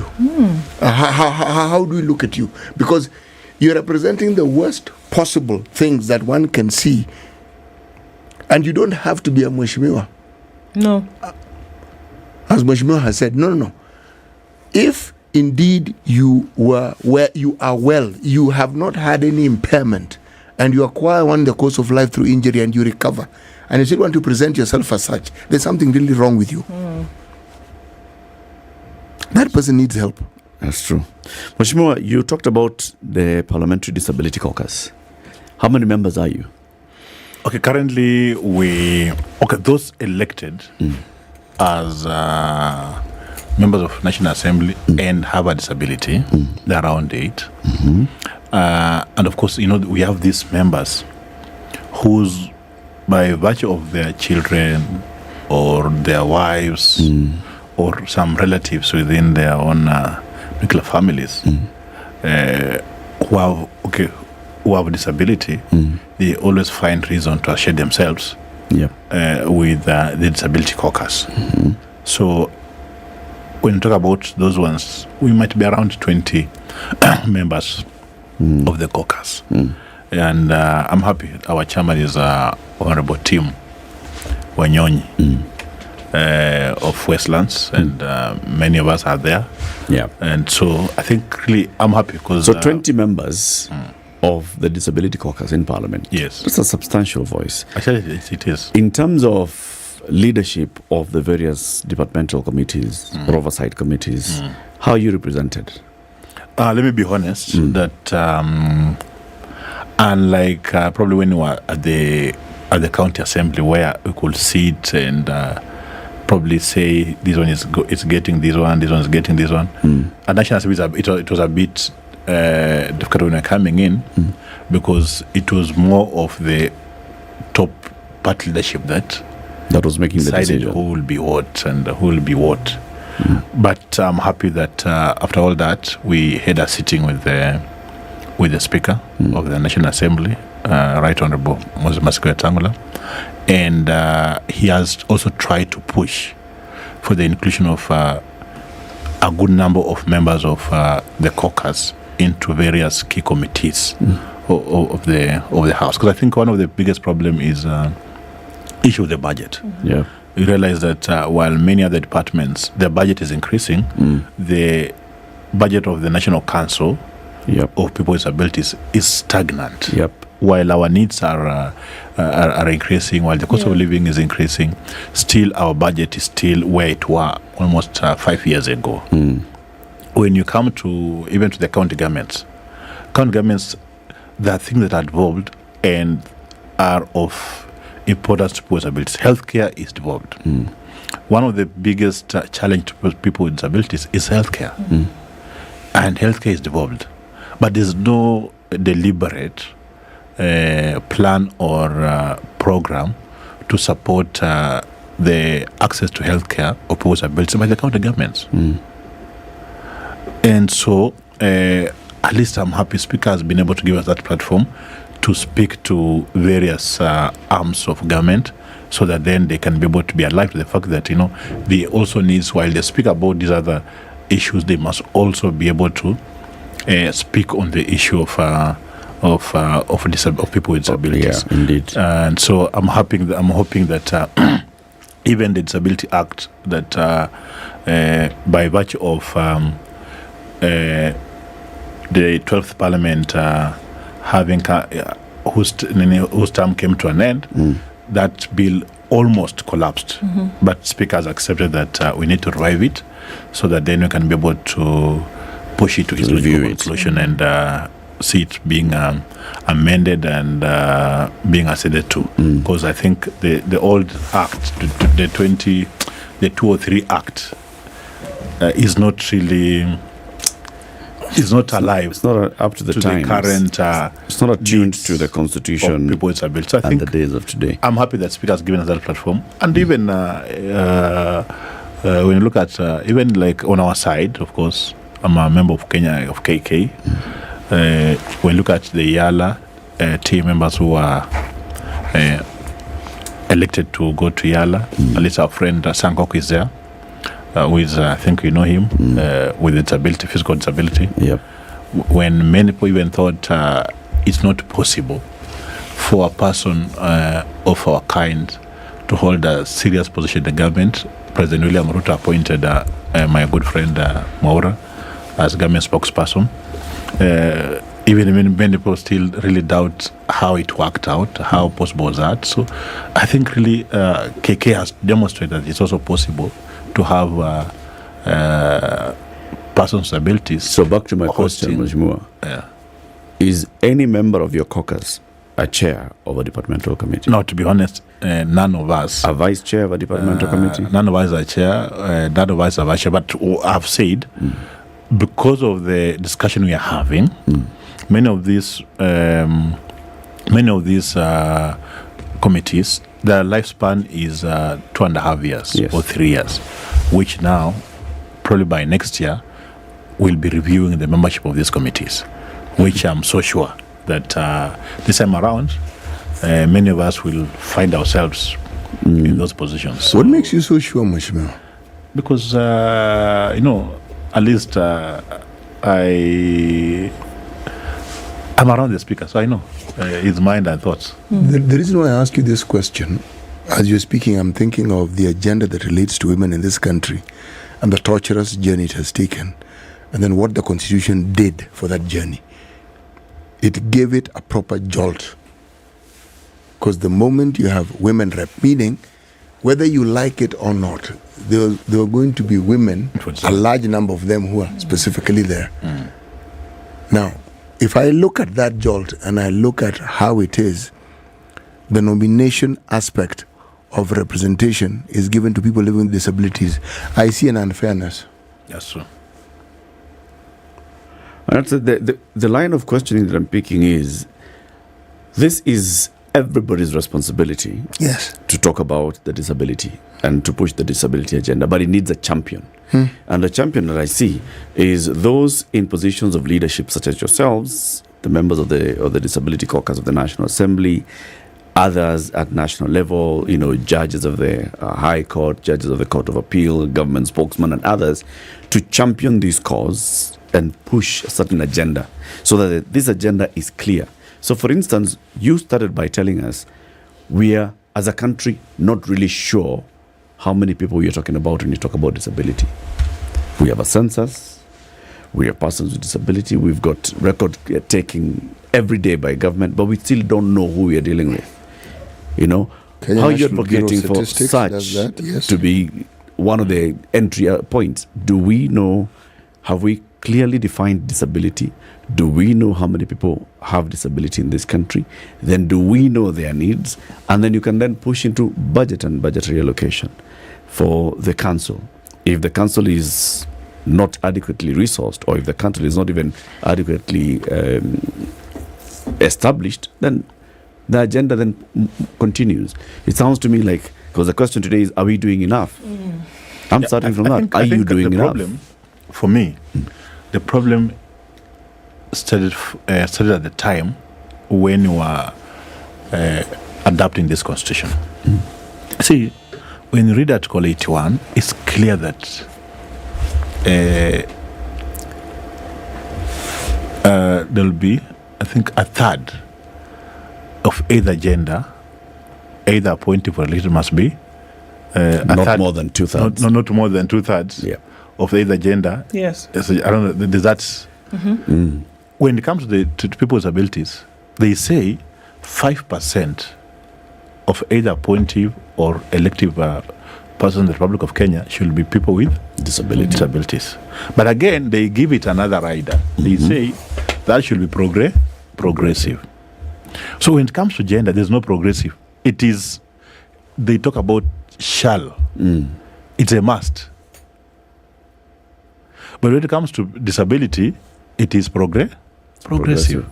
That's where the problem is. And that's why today, if you nominate one person out of the 12 nominees in the National Assembly, that fits well within the provision and the spirit and the letter of Article 54. But when it comes to gender, it's clear that it should be not more than 2/3. Yes. So that is where the problem is. And that's why today we are unable to solve the problem of the county assemblies. There are around 20 county assemblies who do not have a disability representative in the county assembly. Around 20. I remember 2013 when we were coming in, because we were at that time at the center of lobbying across the political parties. At that time I was still working with the disability organization in Nairobi. And we were at the center of that, of lobbying various political parties to nominate people with abilities. And that time we had around 73 persons nominated in various county assemblies to represent people with abilities. But when we left now, at that time, when I went to Bungoma as the MCA nominated, Maura came in as Senator. Was it Senate or National Assembly? I think it was in the National Assembly. So a good number of the champions left the sector. And that's why when you came in 2017, that number reduced almost by half. And 2020 now it's a bit worse that a good number of county assemblies do not have a person with disability totally. And so the issue is our own constitution. Who's the champion? My question. Yeah, Who is the champion Of for course, this agenda? a champion is all of us. Me, you. You know. Yeah, because that was the question. Is it only people with the living challenge with disability Yeah. is a club. Yeah. Today, you are the way you are. Tomorrow, you're in the club. Yep. You're disabled. Yep. The only people who are permanent is me. Sabu. So then it cannot change. Even yeah. prayers cannot change me. So then it cannot only be folks with disability who can champion the cause Not for really. disability in the Not country. really. It should not be. not really. In fact, it's far more effective Yeah. when membership has nothing to do, isn't confined rather to people who are living with disabilities, because if you leave that to be championed only by those living with disabilities, there's a point at which it will not resonate with those who do not believe and understand that they have disabilities. Very true. And My in fact, argument is actually the other way In around. fact, Yes. even me myself, to be honest, you know, in Western Kenya, our primary mandate as legislators, which is not legislated anyway. In law, our primary mandate is representation, oversight, and budgeting and all that. Legislation. But in practice, our primary mandate is funerals and attending of funerals. If you don't attend, you can go home just because you have not been attending funerals and fundraising for churches. And so, go to a funeral and just take 5 minutes to talk about disability. Nobody listen to you. What do they want to hear? These are the things. What? Nani atakuwa rais? Yes, which means have you dealt with your traditional beliefs around disability? And that's why I'm telling you that there's still much to be done in terms of changing the perception around disability. That disability has not yet occupied the center and the integral discussion of our country. Today you can discuss about women and people will clap for you. People will listen to you. But go and talk about disability and how they need to be supported and included. People even will sit you down because, see, you're wasting their time. It's not that even me, as a representative, I must balance between speaking about disability and also now speaking on the issue that my people want to hear. It's because you're a lone voice, I think. You see, City, when we were talking about HIV on Friday, you reminded us about the FACES program and what you were working on. Yes. And the impact that having people who are HIV positive had, just including them in conversations in the community. Yes. Right? So it brings everybody on board. And also, it's easier for you to recruit other members of the community who are not infected or affected, or those who are just associating with. Correct. It's the same argument I'm having.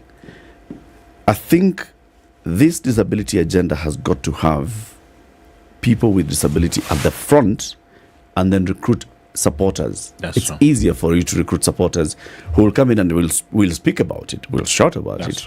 But people who have that forefront, just like you told us, people who are living with disability, people who have a disability, or people who know somebody, a close family member who has a disability. You're speaking from experience. Then you recruit other people.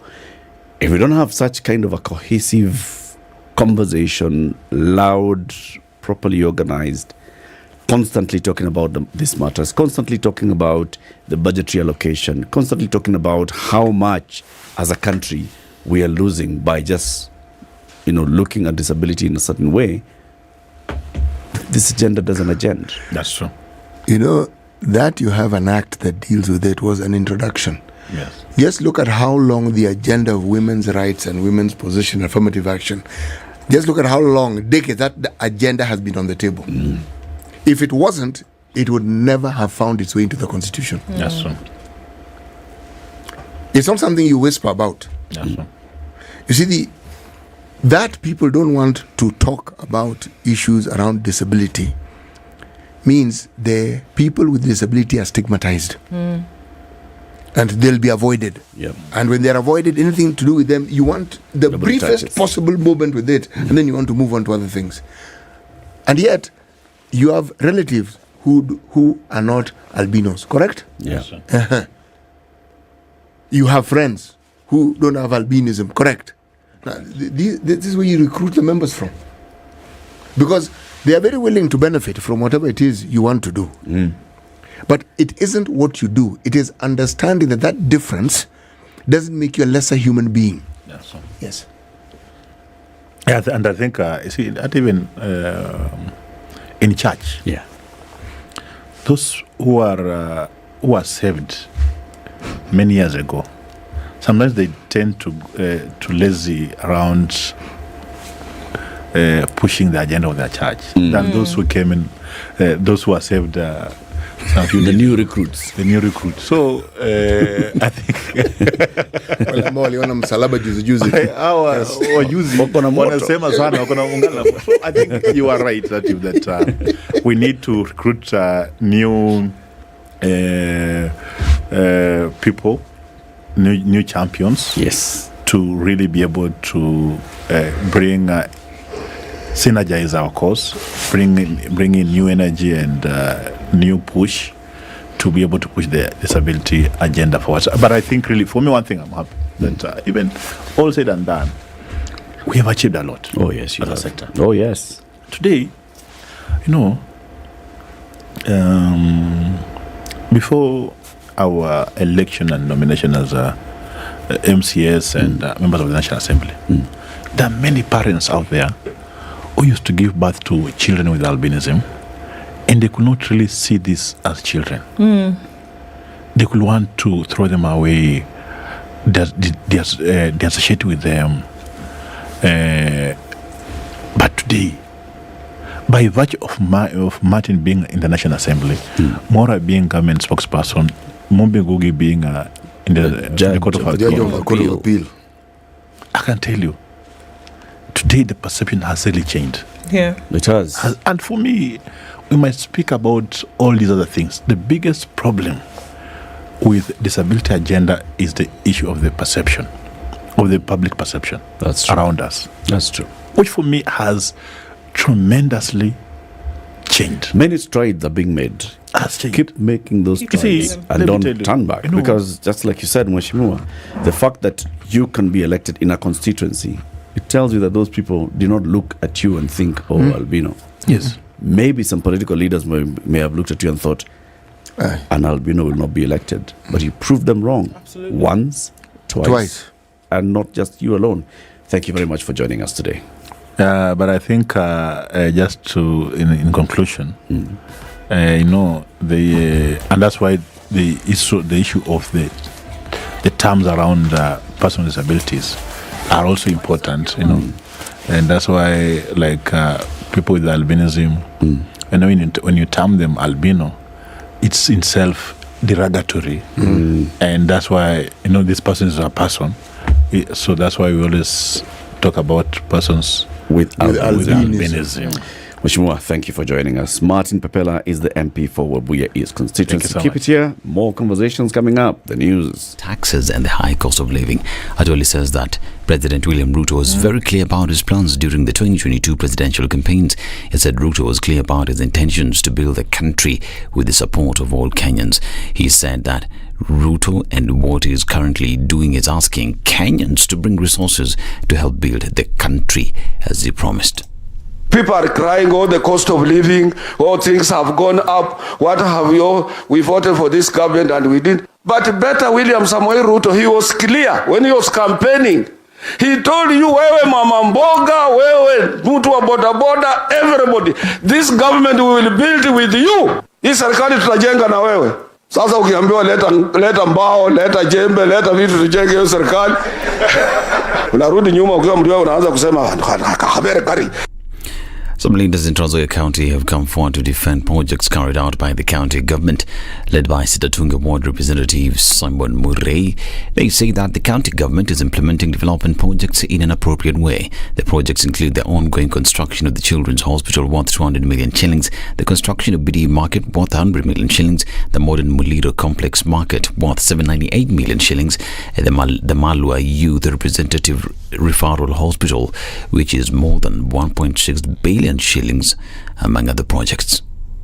Penye tulipata hii county ni nyuma kidogo. Kufanya urembeshaji ya kaunti hiyo inagharimu. Kwa miaka 10 ilienda, kwanza takataka yenye ilikuwa kaunti hiyo haungeruka. Ulikuwa lazima upitie pikipiki ndio upite kwa zile takataka zenye zilikuwa pale. Lakini kwa sababu ya sheria ambazo tumeweka mahali pale, mambo iko inabadilika polepole. Januari wakati mvua imeisha, greda itakuja itembee huku kote. Hakuna hata ile barabara moja itabaki bila kukwaruzu. Zile main tunaweka mara. Alafu tuone mahali gani maji ijafika, tuweke maji. Tulete zile mradi ambayo itasaidia watu wetu kuwa na pesa kwa mfuko. Muga has also urged the people to give time to the leaders they elected to fulfill the promises they made during the campaigns. Yale ninaomba ni ushirikiano. Ujumi ni ngumu, lakini tukubaliane na tufumilie. Miaka 5 ikiisha kama hakuna hesabu yenye inapatikana, hapo ndio tutaongea. Lakini kwa sahihi tusaidiane, tushauriane tunapoenda mbele. Wale viongozi wote wenye wamechaguliwa, hakuna mtu alijichagua peke yake. Wote walichaguliwa na Mwenyezi Mungu kupitia kwenu. Waheshimu ili wakati ikifika mtu akisema kwamba sikupatikana, una sababu kamili kwamba nilimtafuta na hakupatikana. The murder trial of former Migori Governor Okoh resumes today for hearing. 38 witnesses have testified so far. The last time the matter was in court, a taxi driver who allegedly ferried the late Sharon Otieno to Kodera Forest, where she met her death, confessed to doubting the veracity of his evidence before court. Jackson Gombe told court that if he was the trial judge, he would not believe the account of his testimony regarding what transpired on the night of September 3rd, 2018. This revelation came out when defense counsel Elisha Ongoya was cross-examining him on his evidence before the court and 2 witnesses' statements he wrote regarding the murder incident. For the period Gombe was on the stand, he was put to task to explain the inconsistencies in his evidence. Still on the corridors of justice, and the murder trial of late Kabete MP George Mushai proceeds today for hearing. Justice Kanyi Kimondo will proceed with the matter following the retirement of Justice Bonmwanga. The judge said that the case is an old matter and it would be an injustice to the accused persons, victims and prosecution if it started afresh. 35 witnesses have already testified. The court is remaining with 2 more. However, the court will be recalling 6 witnesses who had already given their testimony in the case.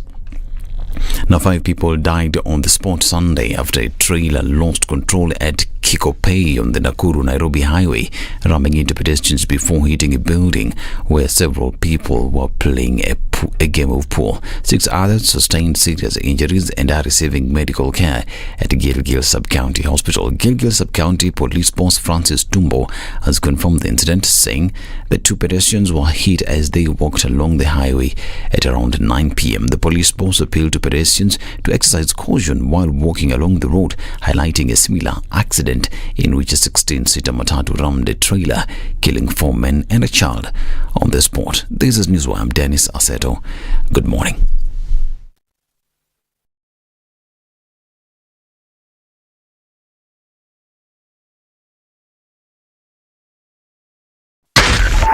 .4 Spice FM, Nairobi.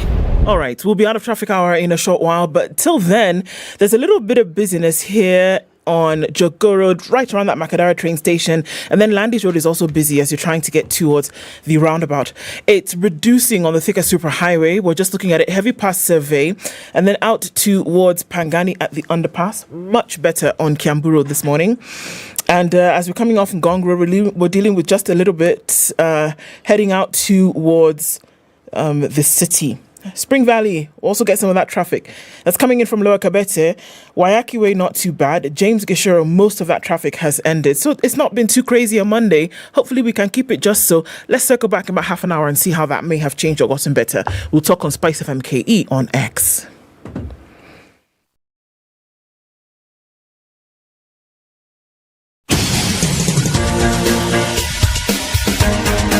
This is The Situation Room, the home of hard-hitting political commentary and penetrating insights about the state of the nation. This is a talk radio experience like no other. The Situation Room, a place for hard truths, debates, and elevated conversations. The Situation Room, witty, political, engaging, deep, controversial. In the room, we have C.T. Muga, researcher, academic, seasoned political observer, a fountain of wisdom in these politically uncertain times. Ndu Okoh, Nigerian by birth, Kenyan by choice, communications expert, Pan-Africanist, a truth seeker and believer in people power, and Eric Latiff, agent provocateur, the man in the chair, seasoned journalist, news hound, a man who believes in punching up, not down. This is the Situation Room. 7 minutes after 9. How are you doing? Welcome to the final hour of Kenya's biggest conversation. This is the Situation Room. City will remind you shortly about going to Salga and investing in Salga, putting up a new home in Salga. This is just 300 meters from the highway. 300 meters, not even miles, meters from the highway. Yes, as you're about to, there's a slight turn, then there's a bridge, and then there's a hill, and then you're heading towards Kericho. Yes. Before all that, that turning is on your right. Nice. Wind slightly, just slightly to the left and then to the right. 300 meters ahead, a gate. Yo. Hapo. That's where it is. And this is in Nakuru city. You know, when it's called a city, it means that it starts expanding. And the environs are broader. One side is lake, so Nakuru will not expand on the side of the lake. The other side crater. The other side crater. So Nakuru is expanding as a city towards that side, the flat areas. It is, and those flat areas are many. So when you are living in Delight Nakuru at Salga, you will basically be part of Nakuru the city of Nakuru.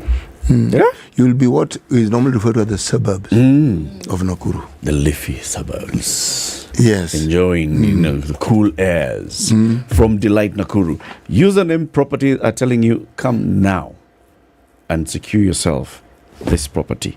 799,000 shillings for an eighth of an acre, or 750,000 shillings if you're among the first 50. All you need to do, talk to them. Send the word Nakuru to 20321. 20321. Send the word Nakuru. They'll call you back. They'll give you all the other information that you need. Senior. Professor Nguru Omochofi has been a guest on this show before. He is a retired professor. He's a retired professor, and he's a consultant as well. The last time he was here, he had a guitar. Today, he has no guitar. No, I didn't bring the guitar. I thought the law is so intriguing, and last time I realized we ran out of time. Yes. So we'll talk about something have a else. Guitar day. Very good. Today we are talking about the rule of law. Has the law become a preserve for a few privileged individuals? That's a conversation. City, please welcome the Prof with the day's proverb. Yes, our proverbs for this week come from the country of Eritrea. It's what you call a unitary party government. Unitary, as other people will refer to it derogatorily as a dictatorship. Unitary party government. Yeah, ndio party ni moja. Single party. President ni moja. All right. Let me just ask a question. Take it as a puzzle. Okay. Does anybody know what the currency in Eritrea is called? Ours is called shilling. You know what theirs is called? Most people will not know. But in case you do, tell us. Rupee. That is a very good attempt. On a scale of 1 to 10, I'd give you half. Half for attempt. If you know, type, what's the currency of Eritrea?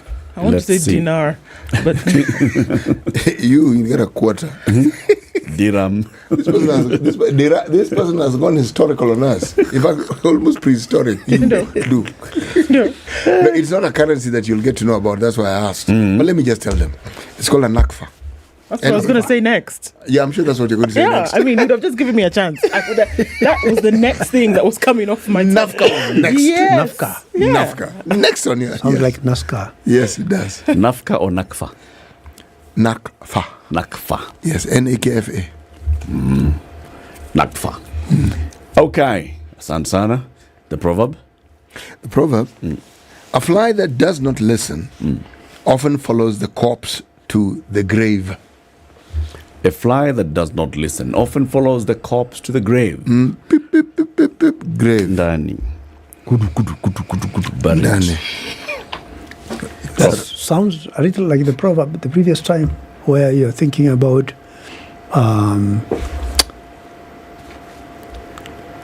the allegiance to the idea. You are so caught up in your own interest, and you hold on to that which is pleasant. Yes. And even if it is dying, you want to know it is dying. And you end up... Clear. Yeah. Stuck there. So that is the idea, I think, that the fly that doesn't listen ends up in the grave. So it's simply, it can be interpreted in so many ways. That's the first one, is what I presented, the idea that you don't listen because the reason for not listening is you are too caught up in self-interest. And the fly is always looking for good things to enjoy. And so whatever warnings there may be, that's not a good idea, it won't listen, and then it becomes clear why that was not a good idea when it is a little too late. Yeah. Prof, you're here this morning so we can have a debate. Yes. Many times in the country, when we see people breaking the law and how they are treated and handled, the law is clear, as they say. Yeah. This is the law, and these are the consequences for not obeying the law. And this is the procedure for you to face the consequences for not obeying the law. But in many times, we see as if it's applied selectively. There are those that face the full brunt of the law, and then there are those who just get a slap on the wrist for breaking the law. But is that the case, really? Well, or is it just a matter of perception? I think that it's not a matter of perception.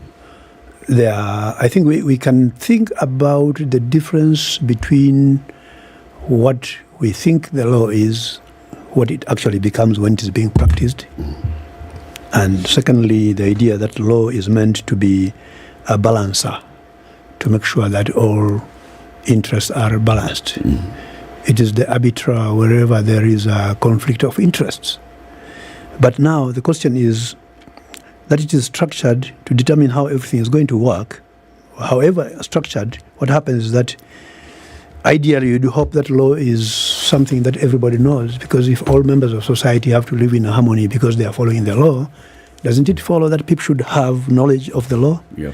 And I'm arguing that actually it is not the case, because law oftentimes is taught only at the university level, or when people are in an institution like taking the accounting exams, they would need to have contract law so they know how to transact. But people who are transacting, who are business people, they have to get a lawyer. So we have a system which is meant to work well, but in practice it doesn't. And that's the sense in which it becomes a preserve for a few people. Take a good example from our new constitution, where citizens are allowed to recall the members of parliament before the 5 years are over. But it is the same members of parliament who are expected to write the law on how that process, to do the rules on how that process would work. Effectively, it is like saying, well, if I do anything wrong, allow me to tell you how you're going to punish me. So clearly, the person who is in that position is the one dictating the terms. Another example, a real example now from my student. He told me, Prof, I live in Kisumu and I come to class once on Thursdays. So what I do is I go to the bank and I get enough $50 bills, and I drive at whatever speed I need to, and anywhere I stopped, I just dish the 50. So you're looking at this guy because he can afford. How about people who may not afford that? So it is clear that the practice of law does work like that. In cases of situations like land dispute, I remember a case, and I wish I had looked it up. It was a case where the judge, it was a case of a competition between three people who own land, but some rich guy came and bought the land. However, that was done, so they went to court and said, this is our ancestral land, we inherited this. And I remember the judge using the term locus standi. He says the three people had no locus standi. So what you have there is a situation where these people are ignorant of the law, and the person who bought the land has either good lawyers or is aware of the law, and therefore ended up with that. So in practice, the idea that people don't always know the law and is known by a few, you can use an example of what if, a few questions, what if The same way people learn hygiene from when they are young, wash your hands and all that. What if people learned law in that same sense? Who would make them learn it, Professor? Who would make them learn it? Yes. It would be part of the curriculum. Why is it not part of the curriculum? Exactly the point. That the law is, in theory, meant to balance competing interests, but my view is that law functions more to control rather than to regulate. But what aspect of the law would you want to be taught throughout in curriculum? I think if you so look... you say the law, remember it's not just one statute. They're very... Yeah, we have many statutes. Can I chime in there? Can I chime Please. in? I would start with the Bill of Rights. I agree. Something simple, because you start by... People don't know their rights, and when they don't know their rights, and they don't even know they have their rights, they don't know how many rights there are, it's very easy for those rights to be violated. So things will pass you by. But once you understand, the knowledge of those rights empowers you now to understand more about the law and what it envisioned for you as a citizen. And I would push that if that was the case, as in giving people the basics, then you can expect a good break on corruption. Let's take the example of fines. Traffic fines are 10,000 for this infraction. Now, when they go up to 20, if police officer would tell you, do you want to pay now or do you want to defend yourself? Unataka kujitetea? Mbele. Yeah. So you figure, now it was 10, but now it is 30. I better give the 5,000. But what if somebody understood law enough, the basics that we are talking about here? Maybe you'd ask the police officer, do you really think you are doing your job? I mean, you left your home this morning saying, I'm going to serve my country. Here you are. You know that you cannot be the judge. Your job is to write me up. And then we'll see what happens. So you can see a relationship there in terms of what if people understood. But oftentimes, the absence of knowledge of law leaves people in fear. And this idea that ignorance of the law is no defense. It would make a lot more sense if it were the case that people had the basics, so that to think of them as being ignorant is not because they are stupid. Rather, the system has not encouraged the knowledge of this law. True. But I'd argue that people have the basics. However rudimentary the understanding of it could be, but people have the basics. That's why people demonstrate all the time saying haki yetu. Yes, true. Because they have an idea what their right is. Yes. I have a right as a citizen of this country to receive services from my government, from the chief, from the police officer, from the DO, county commissioner. I have a right. I have a right not to be harassed by police officers. It's stopped and you say, no, I know my rights. Take me, if you want to take me to the police station, take me to the police station. You'll be bundled into that vehicle so fast. But it's not because people don't know. You see, people know that they have a right. Eric, I'm agreeing with you, and that's why I've talked about the bundling. Because it's even those who are given by law the mandate to ensure that the law is actually put into practice, they break it. If they also had internalized, because in my mind they haven't internalized it. For them, it's like a tool for subversion. Okay? When somebody stands up and points the law, that should act as a halt, and they should realize, okay, here, this conversation is different. But no. The best example I can give you is a true story. Somebody was telling me that people were arrested for alcohol consumption, the illicit alcohol. And one of them was just a visitor visiting his cousin. He doesn't even drink. So they are... But he was in the company of people who are drinking. Yes, so they were huddled in the Land Rover, and that big container was put in the Land Rover. Exhibit. Yes. So as they get closer to the police station, the police officer gets a big cup and fetches, and he tells him, "Shikilia." So he holds on to his cup, and they get in there. And of course, he's written up for that. See, he's carrying the exhibit. So think of if he understood the law and the whole concept of exhibit and how he'd reject that, and maybe at the point of even writing. But these people are shaken. At what level or on what platforms would we say then it was necessary for folks to get a basic understanding of the law across the board? Where are we introducing this? School, primary school, secondary school? I would have no problem even from kindergarten, because the idea is to have people submerged in a place where we understand the law, everybody understands it is right. I think then the level field will be available so that people are having a real conversation. Okay, so then what changes as a result of people having this more than basic understanding of the law? What differences would we see if this actually happened? I think people would be operating on a point where you are not looking at somebody as being powerful because he has this mystery.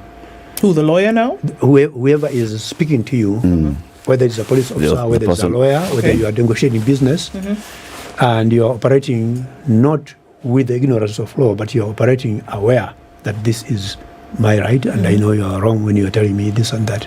I mean, how often do people use scary tactics for people knowing that they don't understand? And therefore they'll live in that fear. So I think there's a relationship between law and class, because what we didn't ask is who creates this law and for whose purpose. And the creators of law, if you look at it, particularly if you examine the Western origins of law, the English common law and all that, it has a lot to do with the class system, where you are looking at how people are going to make sure that those who own property can actually manage to protect their property. So law is oftentimes about protection of property. And if you look at law enforcement, it is mostly about protection of property. So who are the property owners? Not too many people in a society where there's such differences. So it's a tool for power. It is a tool for power, essentially. How it was introduced initially. Yes. But over time, and it not has only evolved tool for power, but also who does the proposition of how it would look like. Because if everybody is involved, they say, we don't want to have, can we have a provision that takes care of us? But over time, that has evolved. And that's why there's a whole issue of democracy and participatory democracy, where even though there's, a certain group of people who are going to make the law, to write the law, they must seek consent of the population. Very true. Right?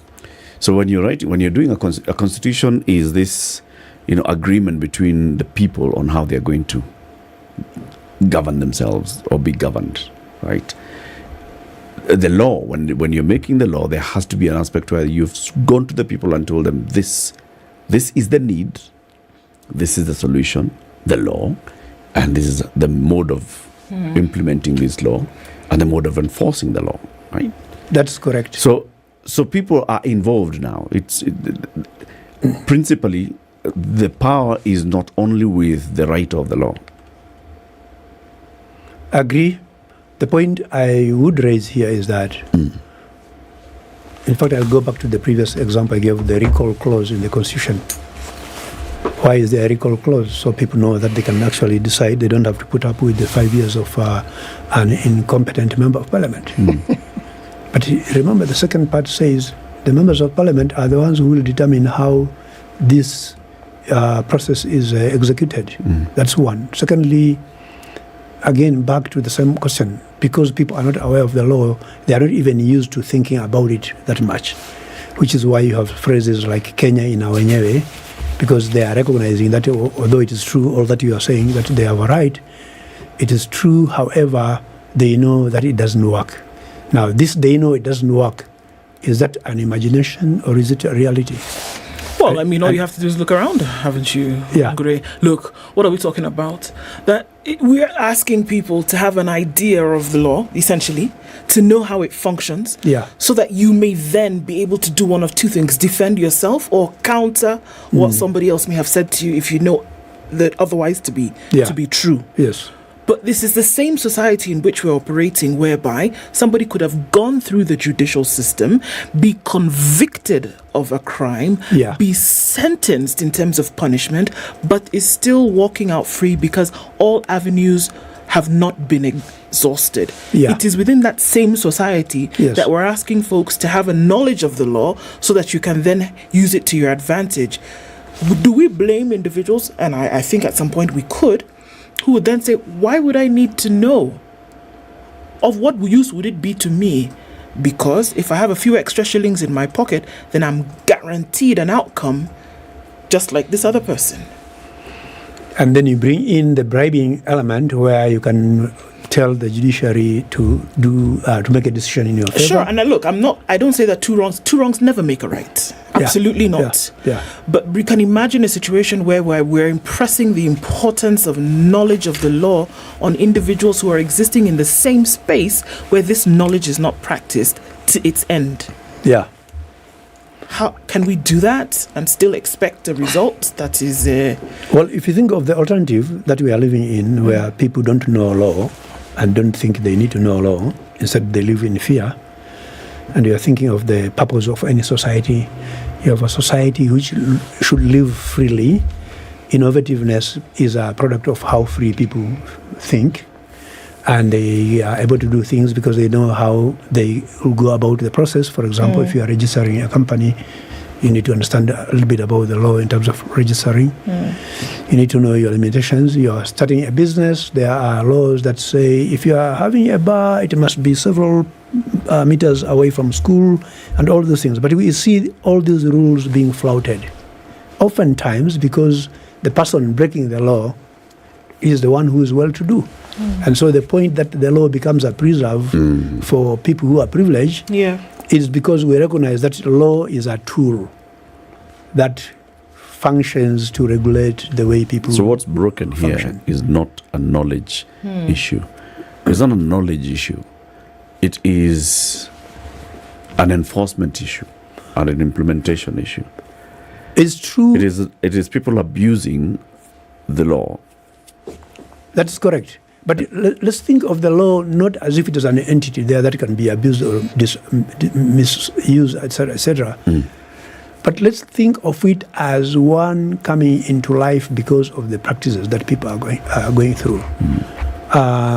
When Kivuta Kibwana was being impeached by the MCAs,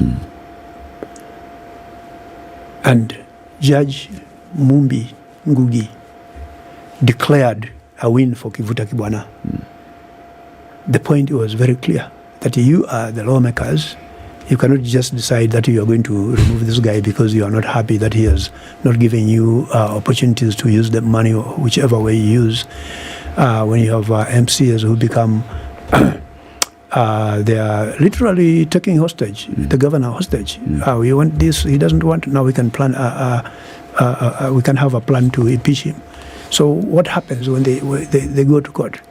And I'm saying the practicing of that process by Judge Ngugi is the process of making law become alive. In other words, we can't think of law as if it is there to regulate things. It becomes alive when somebody is making a determination by saying you cannot do this or that. But even before that, Professor, you see, what you're saying is absolutely true.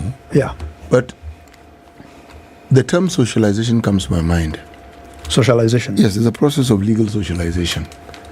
And everything that has to do with the law and our interaction with it from the earliest possible times, which then forms our beliefs and attitudes towards the law. Yes. Okay?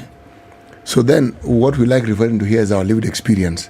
Now, if it doesn't follow what you are saying, and I apologize for interrupting you, but when you said this, then I realized, you see, we then get to a point where we have legal cynicism, because you look at the law and so that you actually then create an alternative in your head as to how you want to deal with it. How to circumvent. Exactly. Or find an easier way of approaching it, which causes less harm to you. It doesn't mean it's right. And the problem with that is that it is worst possible form. It brings about moral disengagement.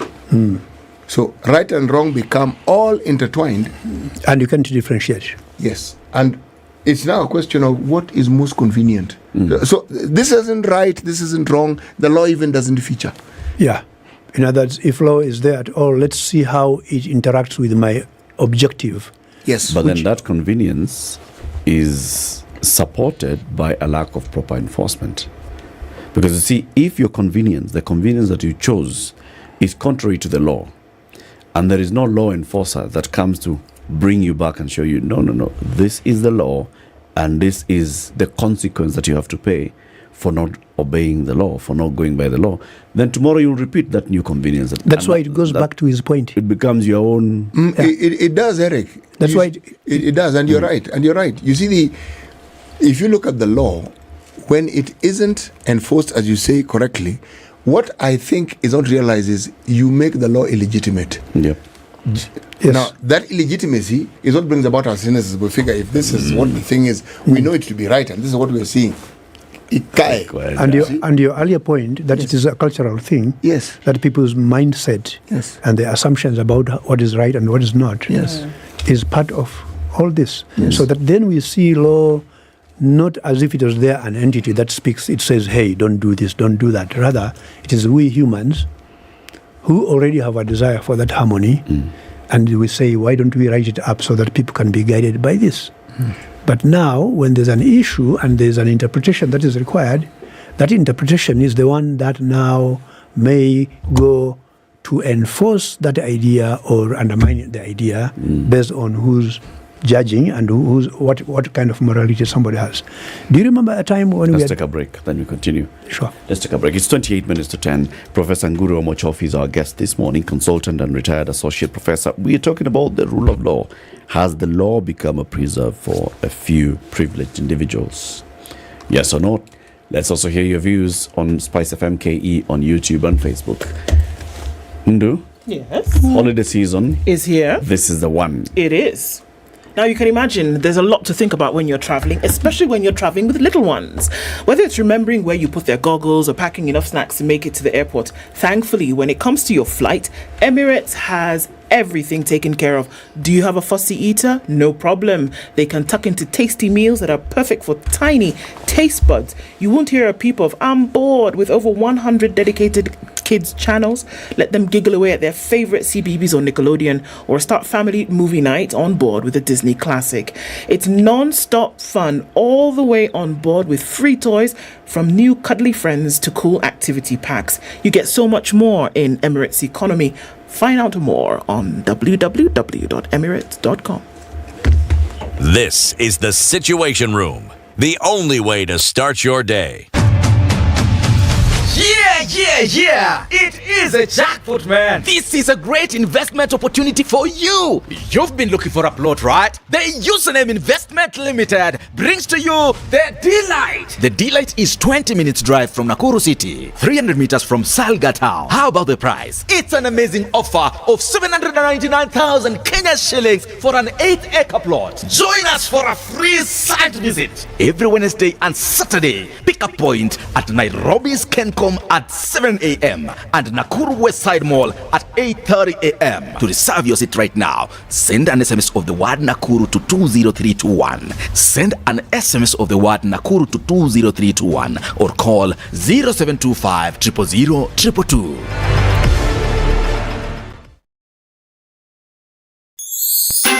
Get ready for the festive season with Tease the Season. Join us at the Junction Mall rooftop on the 8th, 9th and 10th of December at 6 p.m. for a magical Kenyan Christmas experience. The show is directed by Atemi Oyungu and Lisa Oduor Noah and features some of your favorite artists, including Chris Adwar, Kendi Nkonge, and Manasseh Shalom. We also have new voices to introduce to you this year, but that's not all. On Saturday and Sunday from noon, we have a pop-up Christmas market for you to enjoy. Make sure you don't miss out on this incredible event and get your tickets now at ticketsasa.com. Advanced tickets are available for 1,700, while gate tickets are available for 2,200. Tease the Season, a very Kenyan Christmas.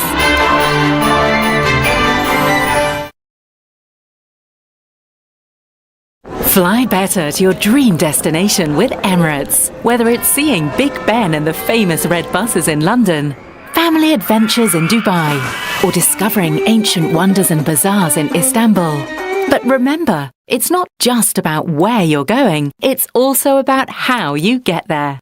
Fly Emirates and start your holiday with delicious regional dining, complimentary Mostly cloudy drinks. conditions, a chance of rain in Nairobi, highs of 23 and lows of 15. And we'll see lows of 13 in a sunny Nakuru at 21. It's 19 and sunny in Nyeri with highs of 24, and we'll see sunny conditions in Eldoret this morning at 19 with highs of 24 and lows of 12. Mombasa this morning is sunny at 29, and Malindi at 29 is also sunny.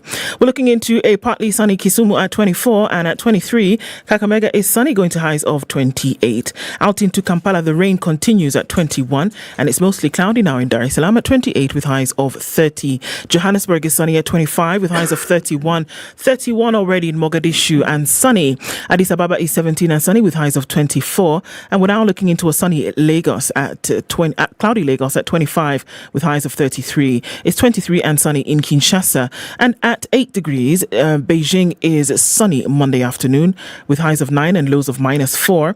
Paris is raining at 3 with highs of 9. And London is cloudy at 6 with highs of 8. It's 8 degrees and cloudy. Still Sunday night in New York, coming into Monday, highs of 11 and lows of 4.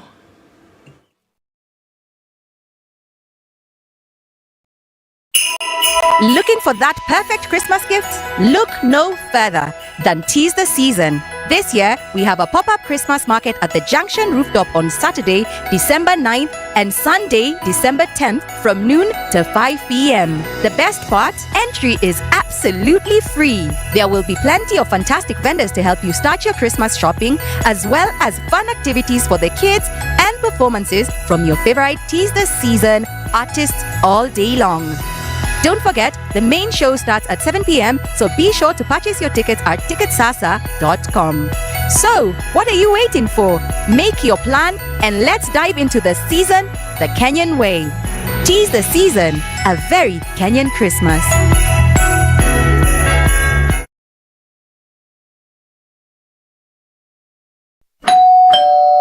Oh, finally! It's my Standard Courier delivery.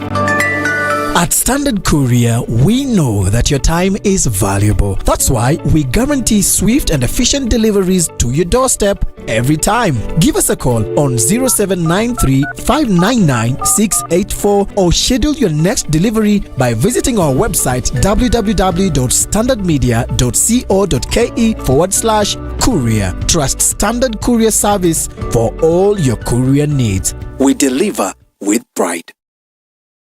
All right, getting out of it this morning, looking much better in most parts of the city. Better meaning that we're not looking at hold-ups anymore, except still at that survey little nook coming in through towards Pangani and just connecting Kiambu Road with Muthaiga Square. We'll see a bit of it still left on Limuru Road, but that'll fizzle out in no time. As we come to the end of traffic hour, Jogoro is also looking a lot smoother, as is parts of Landis Road. It's heavy though as you go towards the Kamkunji roundabout. So I think we'll be all right for most parts of today. Uhuru Highway will be busy for some time. Keep an eye on that. Let's talk through the morning. SpiceFM KE on X.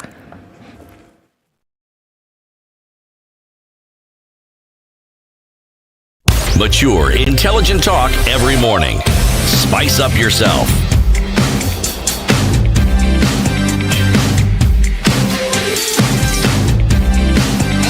Mornings done right. 94.4 Spice FM, Nairobi. Conversation continues for the next 20 minutes with Professor Ngure Womochofi. We're talking about the rule of law. And yes, Prof, you're saying we should start teaching people early.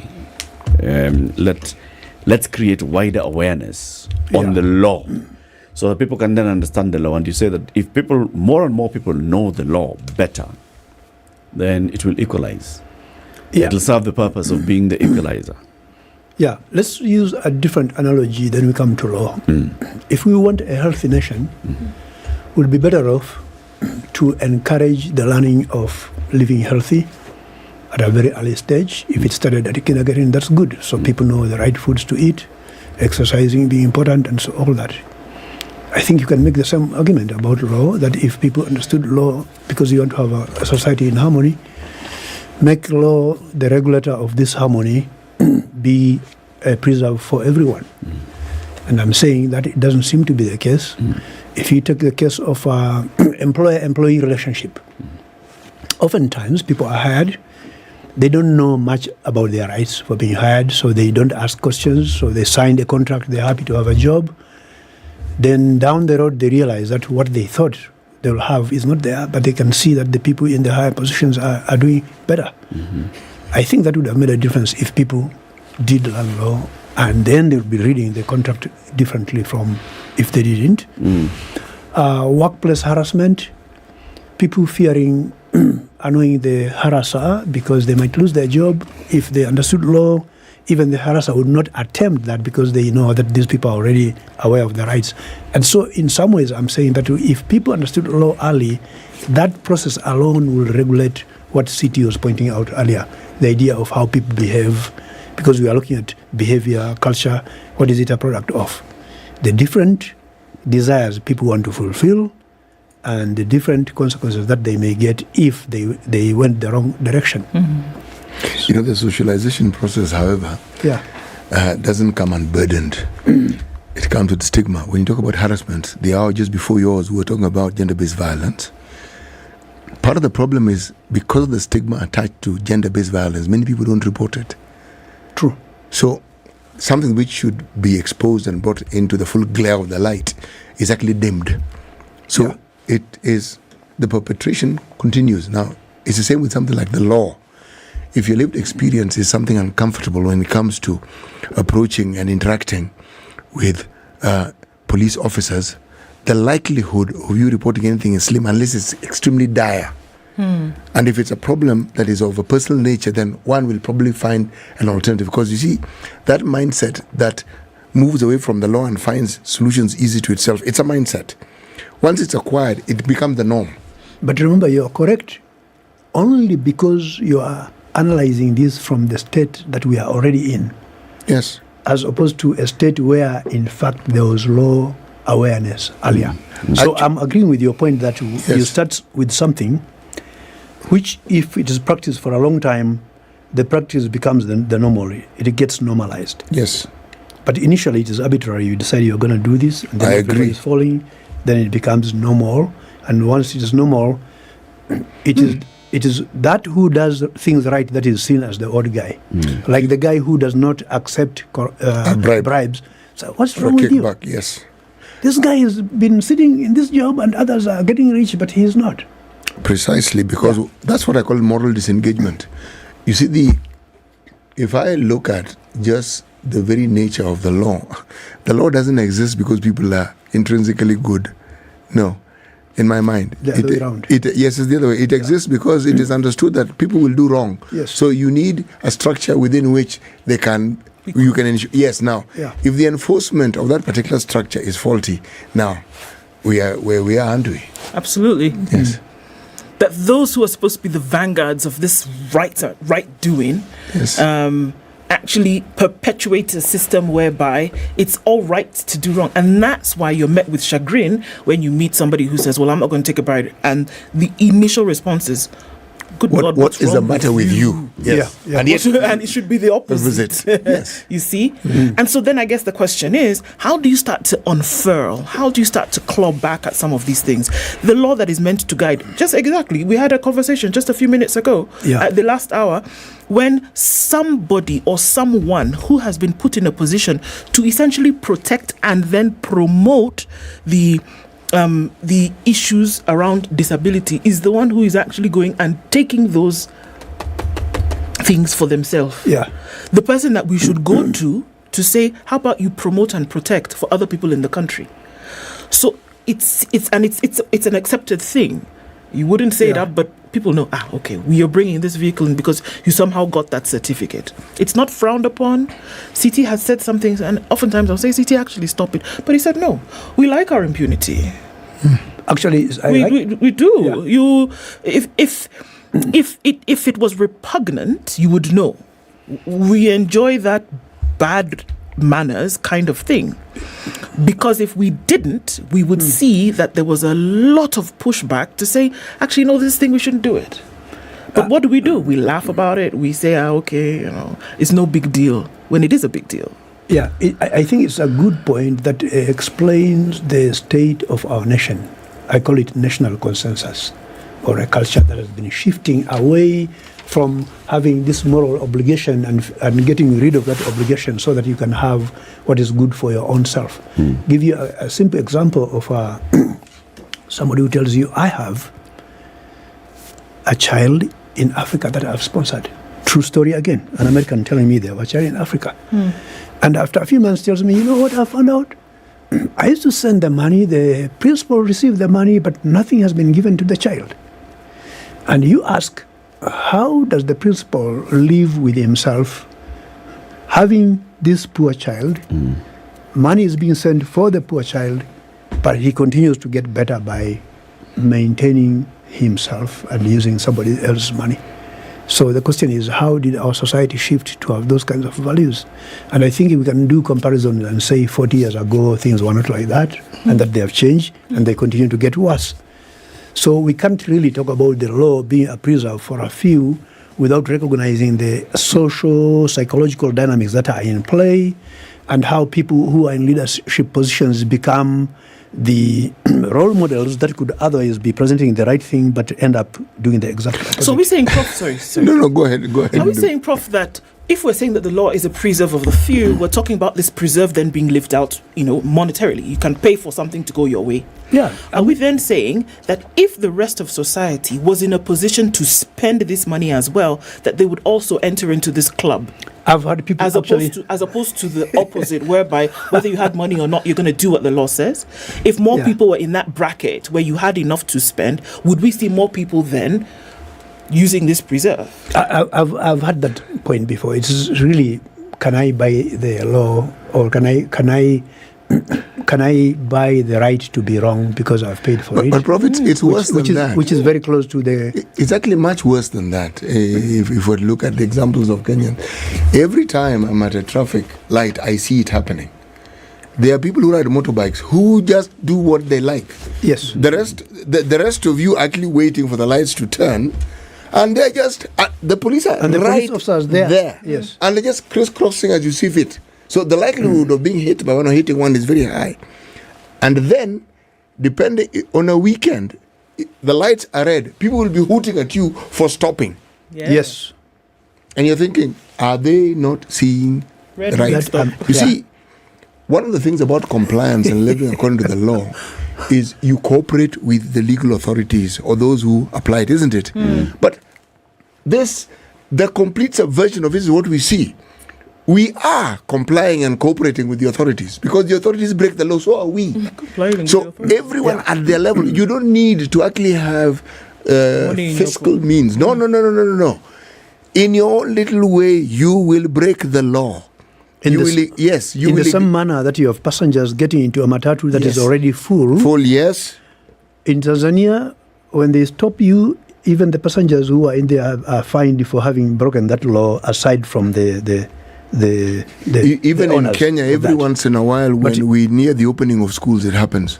Yeah, but now if that doesn't happen, what we are really talking about is that we are analyzing a story in a society that is already broken. And because it is broken, we are trying to figure out, so why does the law seem to work? And I would say the law actually has turned out to be like a light switch. Turn it on, turn it off, depending on when you want to see and when you don't want to see. But if I'm to be positive, Professor, I'd say the law is working. If it wasn't working, we wouldn't be having this discussion, because the fact that you can know there's something wrong... To some extent. Exactly. It's because you understand... Seen the right... Yes, you know what ought to be. You know it isn't, but you haven't lost sight of it. Because if I'd lost sight of it completely, I would not be participating in this discussion. Yeah, so... Because my mind is made up and I know what I'm going to do. Yes. So we are talking about a continuum in which everybody's motive or desire or the selfish intentions are in some ways controlled to some extent and sometimes let free depending on whether it is convenient or not. And you are hoping that a society has harmony where people know that certain things are wrong. When you look at some of the systems that have been introduced in Kenya, like the credit card system, the M-Pesa system, the number of fraudsters that are looking to defraud you are just so many, because culturally people feel like if you can get it, it's fine. It doesn't matter how. I mean, the end justifies the means.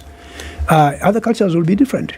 I mean, you go to places where people know that they pick a newspaper and they put the money in there and they walk away with the newspaper, and the owner is actually not there. He's stepping out there, and people don't just walk away. Why? They have that moral obligation. In Japan, when you find a family decides to actually go to the police and report that their son has done something, and in Kenya you are looking at people who are going to bribe the police so that what their son has done, you are looking at two competing value systems, and the question is, how do you maintain the value? And I would argue it's not even the law, it is a question of all these institutions, as I pointed out earlier, from nursery school, and people walk away with understanding and constantly redefining themselves in ways that are consistent with the harmony. Professor, you and I lived in a time when Yes. the very thing about newspapers existed in this country. Yes. I have participated in buying a paper, looking for the change, taking mine and leaving it. Yes. And I wasn't alone. Yes. So the question then, what has made the turn? And I think it all starts from the leadership. If you see the kinds of things that leaders have done to undermine the process, whether it is assassination. What is this thing that you think the leadership has done? It is the selfishness in which the idea that I do what I'm doing because I'm in charge. And we can trace this back from 1963. 1963 we gain independence.